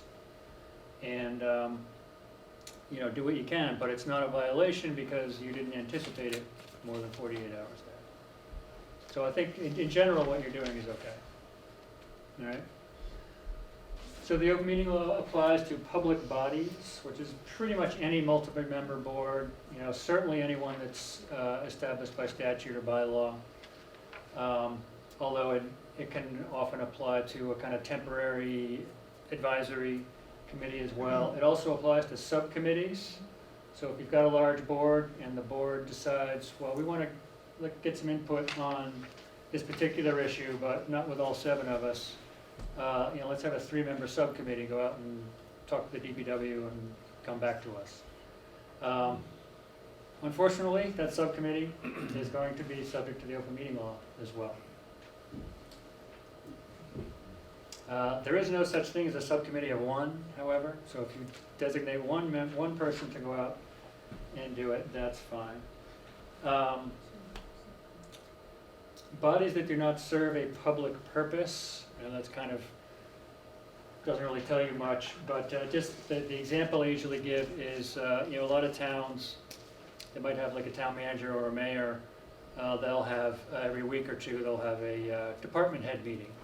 They all get together, kind of say, here's what's hot in my department, and you know, have a discussion and then go off again. That group of department heads, they don't have authority to do anything. They're really not a board. They don't have authority to make decisions. So the AG would look at that group in the room, even though they're all town or city employees, and say that's not a public body. But most other multi-member boards are gonna be covered. This Connolly rule refers to a appeals court case, which actually was a long time ago now, which said that if a sole official has authority to make a decision, like a mayor, a superintendent of schools is what this case was about, and that official said, I'd like some input, to help me make this decision. And he appointed a committee to, I think it was to appoint a new principal, to go out and interview people and come back with a recommendation. The court actually said that is not a body of the town, that's only a body of this official, and that official is not covered by the open meeting law. So it's a pretty narrow exception. But the Attorney General still says that's good. Can a public body, meaning a board, appoint one of its members? Say they do this in public meetings on agenda, you say, we are going to take a vote to authorize this person to do this task. Is that acceptable? Yes, because it's, if the subcommittee has multiple members, odds are it should be covered by the open meeting law. But one member, no such thing as a one-person subcommittee. There's even a case that says that. Even if they talk to themselves. There's even a court case that says that. So, location, someone mentioned earlier, the location of the meeting has to be in the meeting notice. The location has to be accessible. The open meeting law requires that, but also the Federal Americans with Disabilities Act also says that. Just a few points. It is okay for a town board to have a meeting in a private location, as long as the public is also going to be allowed to come. It doesn't have to be a town building. Sometimes you might, for various reasons, want or need to move the meeting from where it was posted. We've had everything from the power going out in the building an hour before the meeting, to suddenly realizing there's going to be 100 people and the room only fits 30. It's okay to move as long as you take reasonable steps to let people know. Change your agenda when you can. Put a notice on the door of the original location saying where it's going to be, and don't start, those sort of things. Also, it is okay if you're having an open meeting to close the door. If there's something noisy going on, you want to do that, that's fine, as long as, again, you make it clear to someone who might come that they're allowed to come in. It's an open session, not an executive one. As you said, the 48-hour rule. The meeting notices have to be posted 48 hours in advance. You can't count Saturdays, Sundays, or legal holidays. It's got to have the location and also the date and the time. The notice should also have a record, one way or another, of the date and the time that it was posted. Posting involves filing it with the clerk's office. I don't know if the clerk has a bulletin board or something, but it has to get filed there. And then there's the alternate posting, which is supposed to be available 24 hours a day. Is that the website? You use the website? Okay. And so I'm sure there's a way when something gets posted to the website, there's a record of when that got posted as well. The AG requires that, but also it gives you an answer if someone says they don't think it was posted in time. Excuse me, I've heard this both ways. In the town of Berlin, is posting to my town government the official posting of the meeting? I didn't hear your question. If you post to mytowngovernment.com, is that considered an official and final posting for your meeting? Way back when they were doing prairie rides there, I did notify the Attorney General that I was using mytowngovernment.org and my posting board outside my office. Okay. So it's both. If for this town, it's both. It has to be officially both? It has to be filed with the clerk's office always. So if it's posted online though, but not on paper in the hallway, is it not a properly posted meeting? I thought that was changed in these changes. I thought that was one of the It's things that on was my changed town in the government version. And I It told still them, I has, believe it in still has to be both 2012 places. that It always has my town to, government would be first and my board would be second. I see, so it's okay, for priority, got it, yeah, but they both need to be there 48 hours ahead. I had a They do need to be in paper up on the wall 48 hours in advance. Yeah, or at least filed with the clerk's office, if, you know, if it, and it takes an hour to get that up, that's, Meeting on my town government within the 48 hours, it will warn you that this will not be an official meeting. Yeah, I know, but I need to know, Yeah. do I need to put a piece of paper up? Right. yeah. It's in here. The AG will tell you it's gotta be filed with the clerk's office too. I mean, it could be by email, you can send it to the clerk's office by email, I'm not sure how you She's handle not there that. necessarily 48 hours in advance though, to physically post the paper. Do you know what I mean? She uses the website because it relaxes her from having to do all these individual postings. Every board and committee has to post their own, and it's date stamped when it goes up. Mhm. So you know that it met the 48 hours or else. Okay, But does the paper also need to be up 48 hours in advance? well, it needs to, I think technically, it's okay if it is filed in the town clerk's office 48 hours ahead. It's also supposed to be, yeah, available, you know, to anyone who comes into town hall during business hours. But then it also has to be on the website So or do you My think a Town computer Government. kiosk would be maybe advisable, so that way you could see when you walk into the building what is up on the website versus the paper?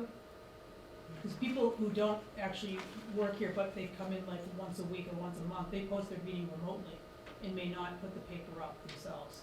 They really should be sending it to the clerk's office too. I think they do. I often You do. come in on a Friday or Saturday if I see people have posted meetings that, because for me, the print changes from blue to purple, so I know what I posted and what has come in new. And I see. I will come in and on the off hours. They trusted me with the key. That's good. So, I'm just reading here, importantly, regulations now expressly provide that a municipality may use its official website to satisfy the all hours requirement. Is that not sufficiently broad? That's what I read. Because the statute says that it has to be filed with the clerk's office and Yeah. posted in a manner that is accessible This 24 hours a language that day. you gave us is not sufficiently broad. And I'm not trying to put you on the spot, but it feels like it's sufficiently broad. What we're trying to address there was that it had been accepted, the Attorney General kind of relented and said, okay, it looks like a town website is a good way to do it. You don't have to have an out. Eloise has access to My Town Government. She goes on My Town Government to get her paper postings. But that's a hell of a burden for Eloise to, So what I'm saying to is, post every single if meeting. she's using that as her primary source. Yeah. Well, I'm just saying that the AG also says that it needs to be available, it needs to be available when if someone comes into town hall as well, in addition to it being online, Correct. okay? Yes, sir. My town government, and there's about 15 or 20 towns listed on this, who's belong to this, subscribe to it. I don't know that we pay for it. No, we don't. So it's a private operation. It's not our town webpage. And if they make a mistake and stop posting some meetings that are supposed to be posted, whose fault is that? Well, I mean, if you say you notified the Attorney General that that's what you were using? All right. I mean, they use the term municipal website. Way But back when. if they're, well, you know, if they're accepting that, that's fine. But the caution I would give is if My Town Government screws something up, or it crashes or something, and I can get to that later, it's really the board's problem, even though it may not be their fault. It's their problem if the posting didn't happen. All right. And one change in the regulations is that if online is your official 24-hour-a-day posting, and something goes down, something happens within the 48 hours, if it can't get fixed within 6 hours, then your posting is no good and you need to reschedule your meeting. That's what the regulation says now. There is a link on the town's website to My Town Government, so Yeah, they talk to one another. Huh? You see. Yes, I double check it, and what I like about My Town Government is they can also put the minutes right up there with the respective meetings. And they can put, like, when, plans came in for the planning board, I always ask them to give me a digital copy. yeah. So that I can attach them to that meeting. Mm-hmm. I mean, to me, it corrals an octopus.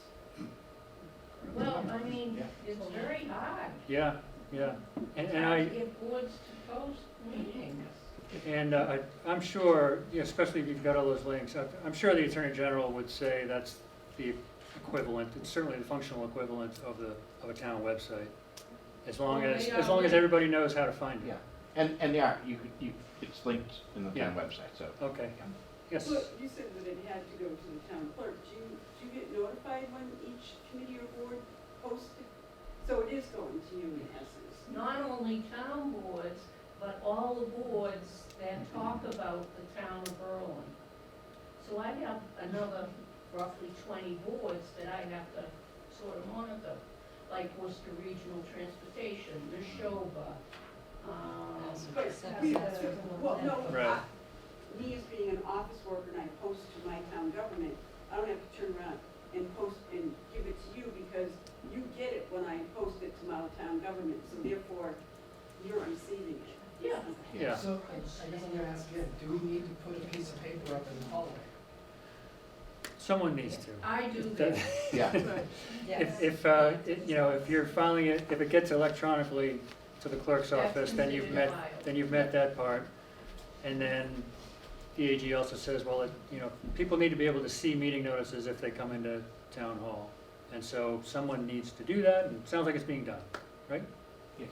Yeah, Now that we've sort of figured out the town, we also have regional dispatch, and with 7 towns who are members, and I've been trying to get them to post in all towns the agenda 48 hours ahead of time. We've had several times where we couldn't have a meeting because the agenda didn't get posted. yeah. Is there a way around that?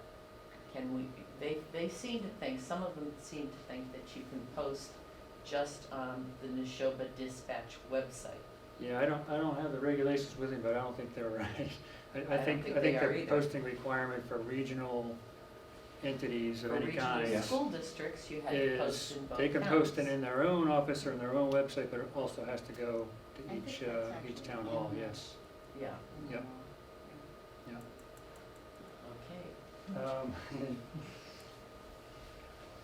okay. Sometimes we get asked, we have kind of an emergency thing, and the only time it's gonna work for us is to meet on Saturday morning. Are we allowed to do that? Well, you are. The open meeting law doesn't mandate dates or times.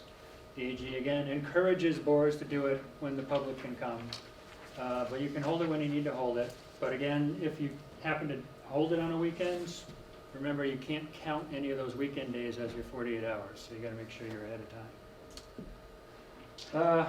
We've hit that, I think. A board meeting, unlike a town meeting, which can decide at 11 o'clock at night they want to adjourn and come back the next day, a board can't do that unless they've sort of anticipated that and have posted the second night 48 hours ahead. You could kind of anticipate that and realize, well, we're going to finish on night 1. That's perfectly fine. You can cancel a meeting. Open meeting law doesn't even really address it if you don't need it. But you can't just adjourn to the next night unless that would have had 48 hours as well. And the open meeting law notice is kind of its own animal, the 48 hours and all of that. If you're doing a hearing that had to be published in the newspaper and stuff, obviously all that has to happen on its own as well. So just about calculating. Again, keep track of when these things are posted because people complain that they weren't posted on time and you need to be able to respond to it. Yeah, they've always said that if you alternate location, that's referring to the 24 hours a day accessibility, that it has to be posted timely in both cases, including the clerk. So the notice itself has to have a list of the topics the chair reasonably anticipates will be discussed at the meeting. And the AG has been refining this, but they want more detail rather than less. They don't like if somebody complains about a notice and they look at it and it says, new business, contract review, meet with town manager, anything like that, because it doesn't really tell people anything. They want some details that are put in there, not just sort of quick bullet points. That was my question earlier. You were saying if you got something in the mail and it wasn't on your agenda, could you talk? I always put new business as on my agenda in case something like that does come up. That's Is that fine. legit, or do I have to Yes. put new gender and say why I'm new whatever, new discussion, whatever I write, I don't know. Is that covering it, or do I have to put anticipation of? No, I mean, I've seen some boards that say, new business to cover things not anticipated by the chair. You can do that, it's not required. Okay. Just be sure that the only thing you're taking up in new business actually is that. Because again, the public doesn't know, if you got whatever you're gonna do 5 days ahead, it needs to go on the agenda. Right, okay. If you plan to have an executive session, that should also go on your agenda. Sufficient specificity, as the Attorney General's decisions now say, what we mean is that anyone in the public could read your agenda and really understand what was going to be discussed. As I said, the kind of vague bullet points are discouraged now. Well, we've kind of hit that. If it is indeed new and the chair didn't anticipate it, and that's why it wasn't on the agenda, you can talk about it. These are just a couple of examples. The Division of Open Government's website has now hundreds of these written determinations that they've made. These are just citing a couple of them that were on that point. They got a complaint saying that the board spent 20 minutes talking about this and it wasn't on the agenda. Well, it turns out somebody raised it that evening. A couple things about executive sessions. Not all boards use executive sessions, some more than others. But that is when you can legitimately keep the public out and have a private conversation. There's only 10 purposes in the law that are acceptable. And then there's some various things you have to make sure you do before you go into an executive session. As I mentioned, if it's a planned one, it needs to be on the agenda. You have to state what purpose you're going to use. State all subjects for review without compromising the purpose. One example of what that means is that, let's say you're going to meet with town council to talk about this ongoing litigation. Maybe something's happened and we want to update the board on it and see what's next. One of the purposes is to discuss litigation strategy. So you can certainly use that. But the AG would say that unless you are going to somehow tip your hand and it's going to, it's kind of harmful to your position or harmful to the public's interest in what the town is doing, that you should put the name of the case on there. And 99 times out of 100, you're not going to tip your hand. And so it should say, purpose 3, to discuss litigation strategy with regard to Smith versus Planning Board. Or to conduct collective bargaining negotiations with the police and fire unions, not just collective bargaining negotiations. Just procedurally, if you're going to go into executive session, you have to take a roll call vote, so that should be reflected in the minutes. You need to announce if you're going to come back into open session or if you're just going to adjourn when the executive session is done. Exhibits and documents that are used have to be kept just like they do for an open session. You can only discuss the matters that were part of your vote to go into executive session. It's really easy to kind of drift off topic and start talking about other things, but you need to try to keep that focused. And all votes inside of the executive session also need to be by roll call and recorded in the minutes. I'm not going to go through all 10. The first one tends to deal with personnel issues. You're going to talk about somebody's physical or mental condition that's obviously privacy interests, you don't want that. Or to hear complaints or talk about discipline about a town employee, you know, the hiring board might want to do that.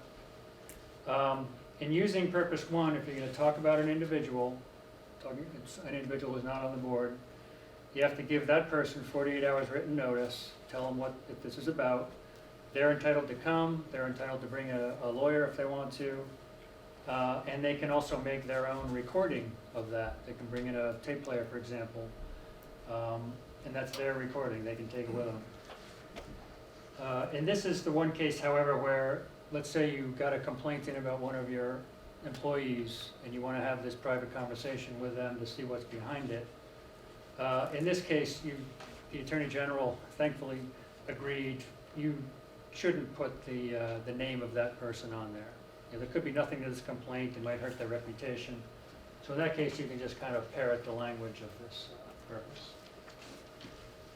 As I mentioned, one is strategy sessions for contract negotiation with the non-union personnel, with actually conducting collective bargaining with the union representatives. For the most part, these are the only kinds of contracts that you can use executive session for. You might want to go talk privately about some other kind of thing you're going to sign with a vendor, but the open meeting law doesn't provide for that. So strategy with collective bargaining or litigation strategy. If you're going to go into executive session for purpose 3 or purpose 6, which is to talk about maybe acquiring a piece of real property, you want to talk about what the value is, what kind of offer we can make, you can do that. But in both cases, the chair is supposed to declare that having this conversation in an open session would be detrimental to the litigation position or the negotiating position of the body or of the town. Actually, it's supposed to be said out loud.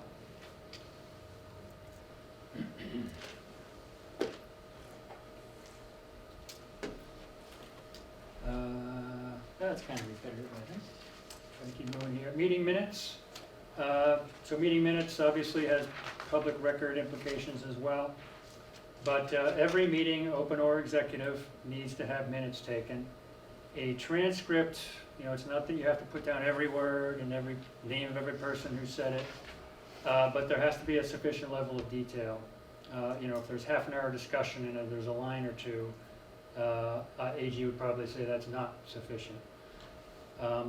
Again, the standard is somebody who wasn't at the meeting should be able to come in later, look at the minutes, and get a general idea of what the discussion was about, what happened. Minutes also have to include a list of documents that were used in the meeting. I think some boards sort of have forgotten to do this, but it is a requirement. They need to have the date, time, and place, the members that were there. Again, detailed summary of each topic or the discussion on each topic. Any votes taken, any decisions made should be in there. And then a list of the documents that were used.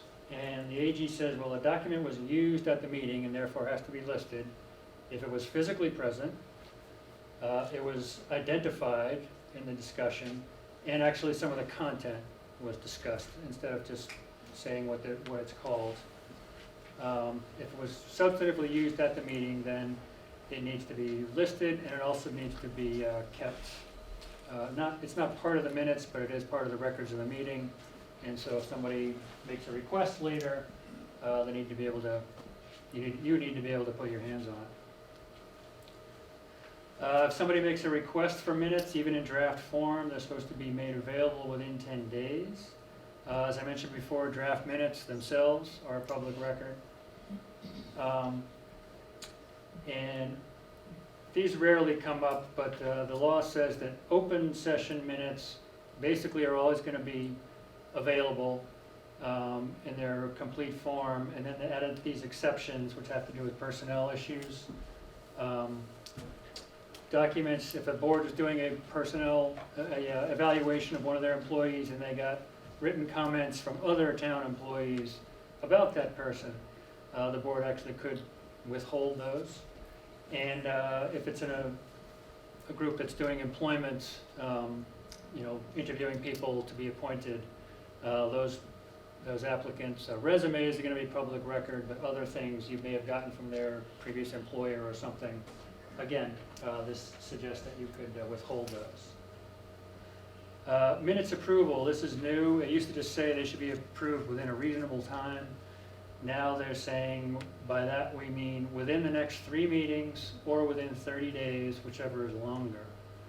So if your board meets every week, you're only gonna have till your 3rd meeting after meeting 1 to approve those. And if you're late and somebody complains about it, you're gonna need to demonstrate some sort of good cause, not just we didn't get to it, but, you know, our minute taker quit all of a sudden, or there could be something. Can you Yeah. clarify what you just said, because it says within 3 meetings or 30 days, whichever is longer, so if you meet every week, you have 30 days to do that. If you, within the next week, yeah, Yes. yes, that would be fine. Yeah. There are obviously boards that only meet once a month. Then you have 30 Then you have 3 days. months. So then, yeah, then you'd have 3 meetings. Yeah. Right, that's right, thank you. So, and maybe you're about to get to this, but do they need to be published? We do publish them because it's an electronic world, but do they need to be published? The Minutes. the open meeting law does not require that they get published.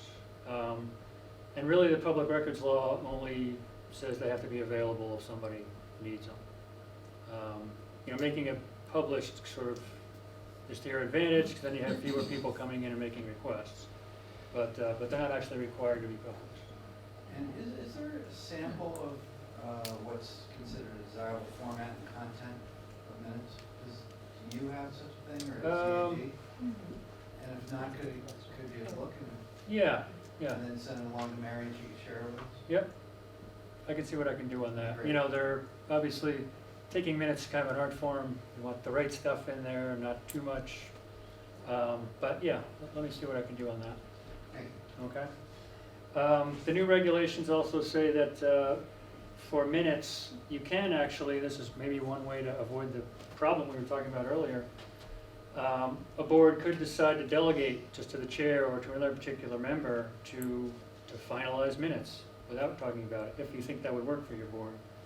Typically, it's more by majority votes of, you know, approving the final version. You could also just say, unless anybody has an objection, we're gonna consider last week's minutes final. Yeah, So I'm, say for example, I'm appointed to negotiate with a union from the selectmen. It's a subcommittee of me and like one other person. Who approves the minutes? Does the subcommittee approve the minutes, or does the board of selectmen approve the minutes?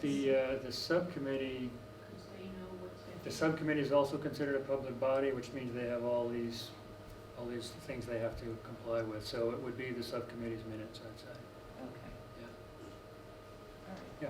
What's the mechanics of doing these auto-approve type of minutes? Do you have to have a vote to say that the chair and the secretary will jointly come to the final? How does this actually work? So you I don't have think to- this is this is new in these new regulations from just came in a few months ago. But I think, you know, if you can find a way to make it work, I think it should be, like, if you're gonna have it so it's not gonna come up before a majority vote or consent vote or something, you know, I think you should have some kind of record of it, just so you can point to it and say, you know, this is how we do it now, so this is legitimately final, even though we didn't take a vote in an open session. The regulations really don't go into any more detail than that.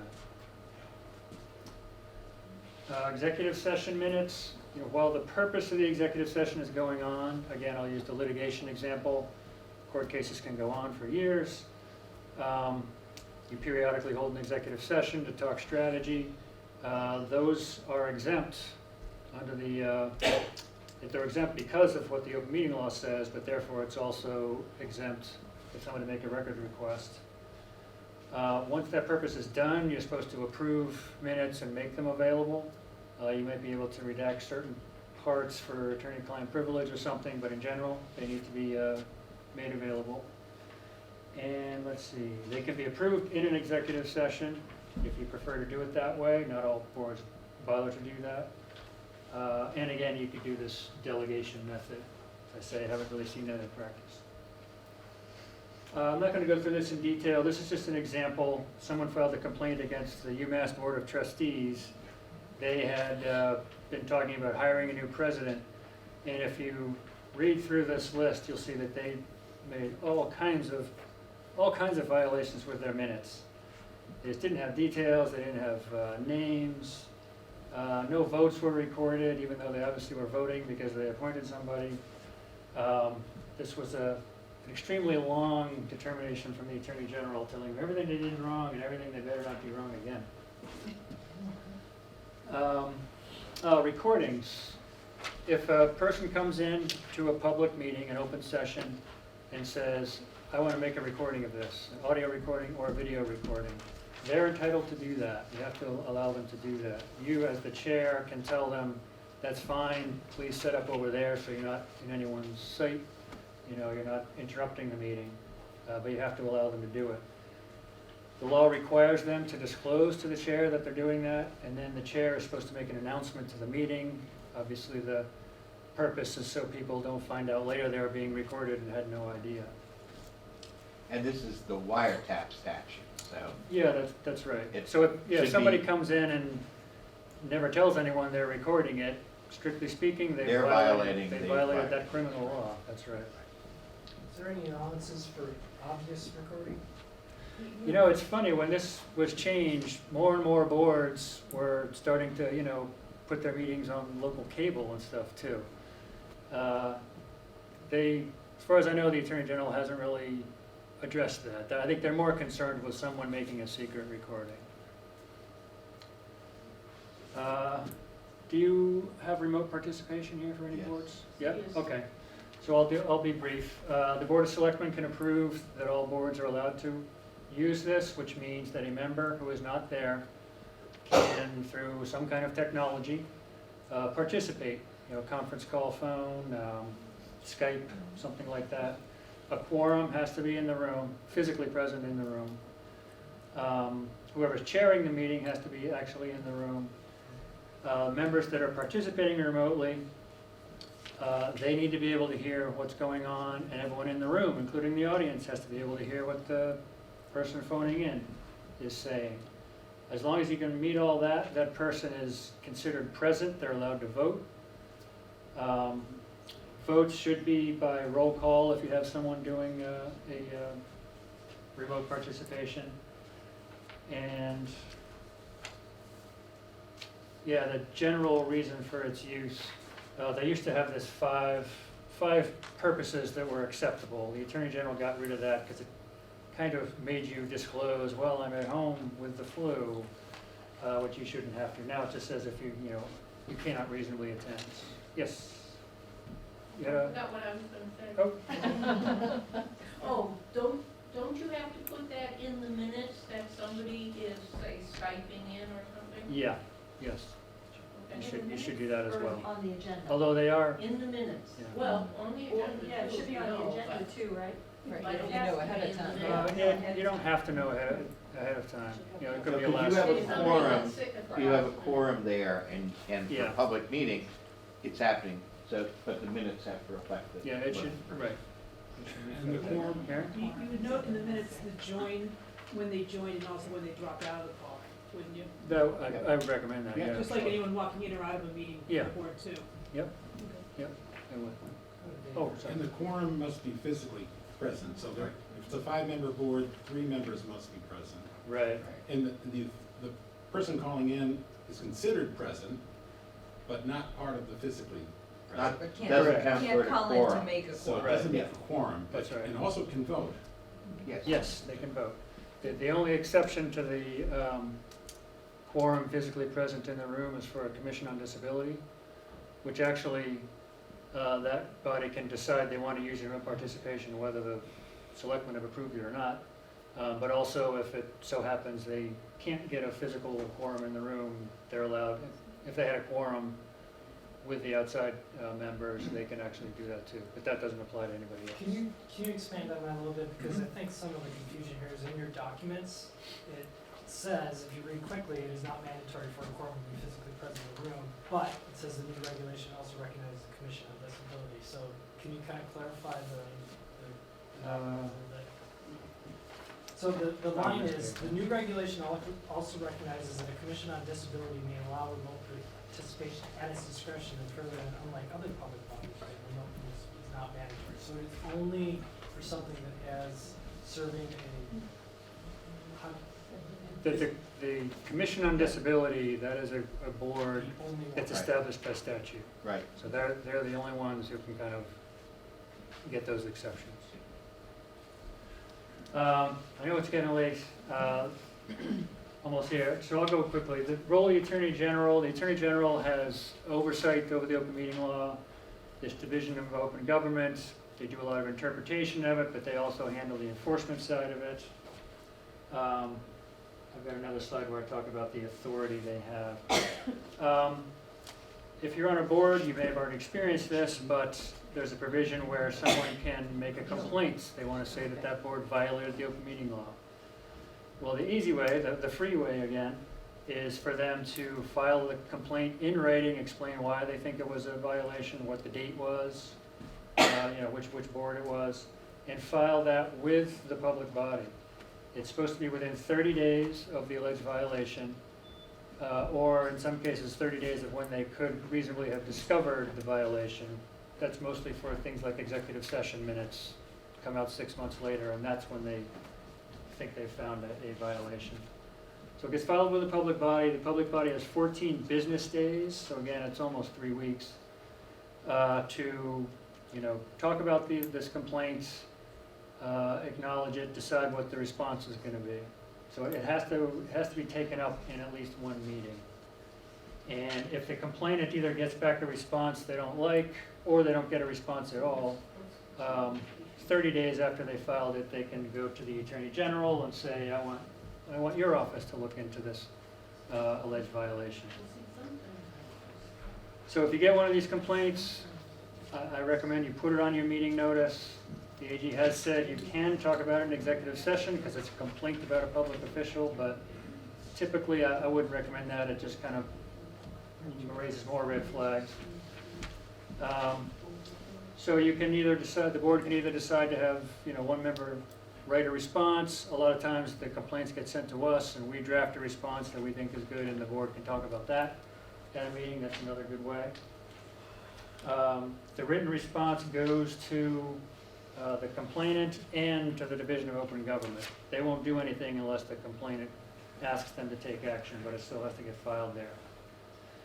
This quote here is, we referenced earlier, that if there was a violation, particularly something like email, and you make an independent deliberative action, you don't just say, well, we've got this discussion on the minutes, we'll staple it, by email, we'll staple it to the minutes, and let's move on. They want you to really reconstruct what the discussion was. So if the AG finds a violation, they have a long list of things they can do. They can order you to comply with the open meeting law going forward. They're always going to do that if they find a violation. They can require attendance by the board at a training session. They will recognize ones put on by us, but they also go around and do regional things, so they could say, this board, you have to come attend our training session. They might order minutes to be either created if they're not around, or released if they say, you're improperly withholding. The AG can actually nullify an action that was taken by the board, nullify a vote and make you go back and start over again. They can order, if an employee was terminated and there was a violation, for example, the board met in executive session to hear a complaint and they voted to terminate and they never gave notice to that employee, the AG has authority, they haven't used it yet, but they have authority to force the town to put that person back on the payroll. And they can also hand out fines for intentional violations, which would either be, obviously the board knew what they were doing was wrong and they did it anyway, or more likely, they got a complaint, The AG found a violation, they sent it out and said, you know, don't do it like that again. And if we have to warn you again for the same thing, we're going to consider it an intentional violation. There are also remedies in Superior Court, but again, that's expensive and haven't seen residents wanting to do that.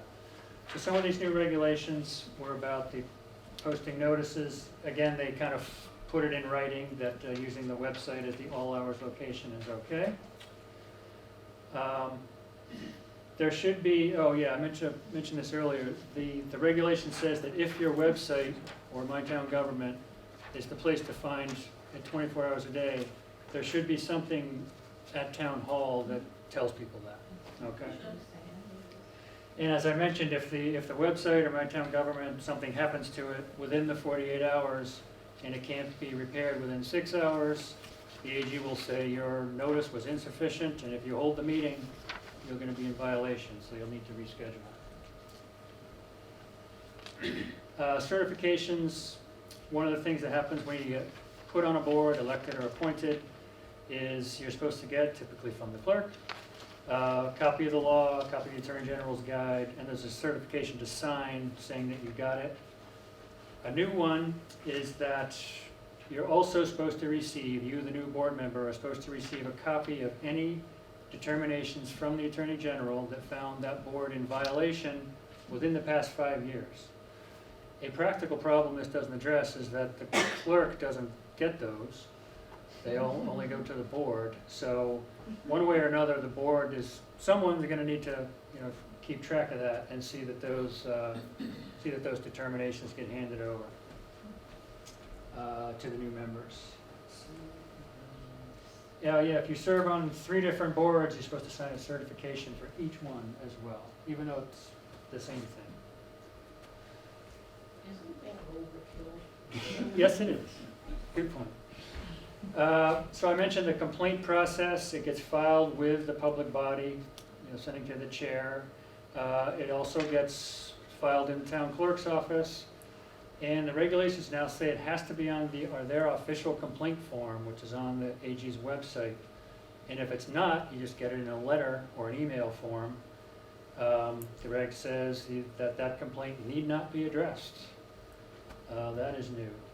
It has this optional mediation process. If you have a serial filer, you can offer to have sort of a formal mediation with them and try to address their concerns. However, you have to actually hire a mediator, and that would be at the board's expense, the town's expense. If the complainant refuses, the Attorney General might decline to look at more of their complaints. That's about the only sort of reason for the complainant to participate. Okay. If, as I say, the AG can order a board to do something or to do something over again, if so, the board is supposed to do it within 30 days and let the Attorney General know in writing that it has done so. Remote participation, I mentioned they got rid of those 5 sort of specific reasons, and now the member, it can just be announced that the member is participating remotely because physical attendance would be unreasonably difficult. Then this last one mentions about this Commission on Disability. Already mentioned about the meeting minutes now with within the 3 meetings or 30 days, whichever is later. You will need to, if someone complains that you're not doing it on time, you need a good reason why you weren't doing it on time. And then, as I mentioned, the violations for intentional violation, the AG has been a little more aggressive in handing those out lately. Here we have a Board of Selectmen discussed something in a personal matter and didn't comply with everything you need to do to go into executive session. Didn't give the notice. They had already been warned about it by the AG once before, and the AG slapped them with a $2,000 fine. City Council repeatedly failed to respond at all to open meeting law complaints. They had to pay $1,000. And the last one, the Board of Selectmen was way behind in approving their minutes. They'd been warned by the AG, still happened, and they got to pay a fine. This is a fine that's imposed basically against the town. It doesn't mean there's a $1,000 fine against a three-member board, they don't have to individually cough up $333. It's against the municipality.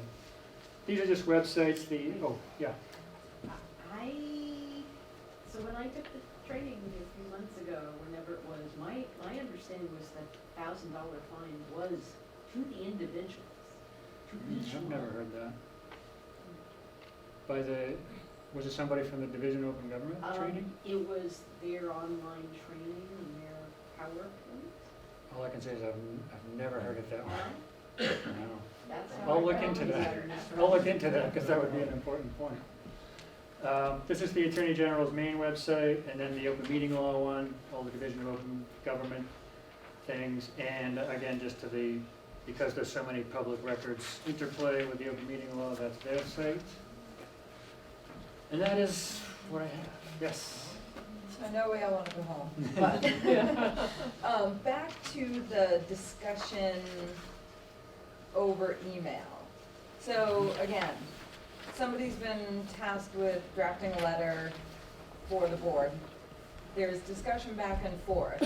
At the meeting, where the final draft of the document of the letter is approved, if there is in the minutes kind of a paper trail of the changes and the conversation that happened, is that then okay?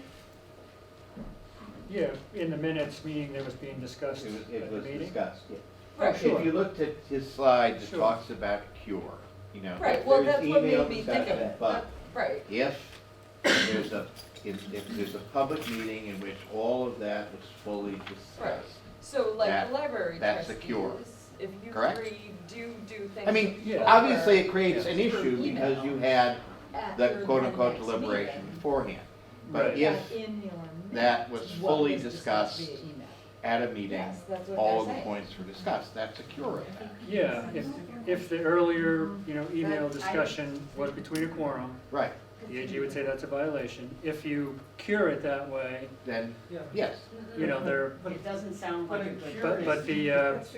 but the AG is also gonna say, well, that was a violation. We appreciate the fact you took the initiative and cured I it. see, so not. If the next time you do it, we might I say see. that's an intentional violation. That's the problem. Right. So I have a question. If we draft an email at our meeting and then that draft should just be then drafted and then it gets typed and sent, that's the only way you can get around it. Rather than, like, we draft it, I type it up and I say to the ladies, because it's all women, sorry, didn't mean to be politically incorrect. Is this look okay? I can't do that. I have to just go with the draft I wrote and then just send it and be done Well, with it. I would say, Send it to Bob. I would say, send it, and, is this, how many, It's just three of us. yeah. Unfortunately, I would say, send it, here's my draft, let's talk about finalizing it at the next meeting. But they I would also leave it at have that. a director at the library who is not a member of the board, so just deal with him and let him. If the director wrote it, Well, I just said You to still him, he's can't, got the job of two even- people he's still sending can't out deliberate emails. that if it's gonna issue from the board. He's not a board member. but I think if the director wrote a letter, wanted informally at least, not a vote of the trustees to approve it, but sent it off to you individually, says, if you want me to, if you have any comments before I send this, tell me. And you each But what write about back. the other way? So suppose one of the members on the trustee board sends a draft of an email to the library director, who is not on the board of trustees, Uh-huh. and says, can you tell me if this looks okay to you? That would be okay. Yeah, because Yeah. there's not a quorum Okay. involved. That's what I Yeah. just said to him. I said, you are now the proofreader of all emails. Yeah, I And know, you're it's, gonna have to, yeah. you disperse them to the three of us, and then once I get the, looks good, I'll send it. But Yeah, I that's mean, the only yeah. way I could think There are about getting it. there are a number of iterations. If you discuss something in a meeting and decided what the email should say, and you send it out to people and say, take a look at that. If there's no objection, this is what I'm sending out. That's probably okay. But if there is an objection, you have to talk about it at the next annual. So at if the next somebody meeting. says, no, I don't like that, then so I'm just gonna do it that way. I like that, whoever just thought of that. All right. It's, I mean, the three-member boards, which is obviously more prevalent the smaller town you get to, but, you know, I mean, it's a real problem, but I haven't heard anything from the AG's office wanting to. And you know, it's a create some problem kind with of five-member boards too. Well, it is. Because if two people talk about it, and then two people talk about it, and then those two groups, I mean, you know, it's Yeah. still a problem. It's, like I said at the beginning, it makes things very inefficient. Yeah. It was designed to, apparently, Yeah. so that the public gets to hear this sort of decision-making, for better or worse. Yes. All right, well. Let's, I have a question, you said the minutes do not have to be published? well, they don't, I think he meant like either put on the website or They have to be put on a available. bulletin board or something. Okay, So so not they required, have they to just be- have to be, they just have to be done. posted They have to be online. done, they have to be available if anybody asks for it. Yeah, Okay, but do they have to be on my town government document? no, No. Not the minutes. Right, so they have to be approved and we could put them in a three-ring binder in the Yeah. closet. Some towns have a bylaw that says all boards have to file their minutes with the town clerk, but the open meeting law doesn't even say that. So they just have to be, you want to finalize them and they have to be available when somebody wants them. Thank you, Brian. And thank you all for coming. Nobody talked to each other on the way out. This has been It is crazy.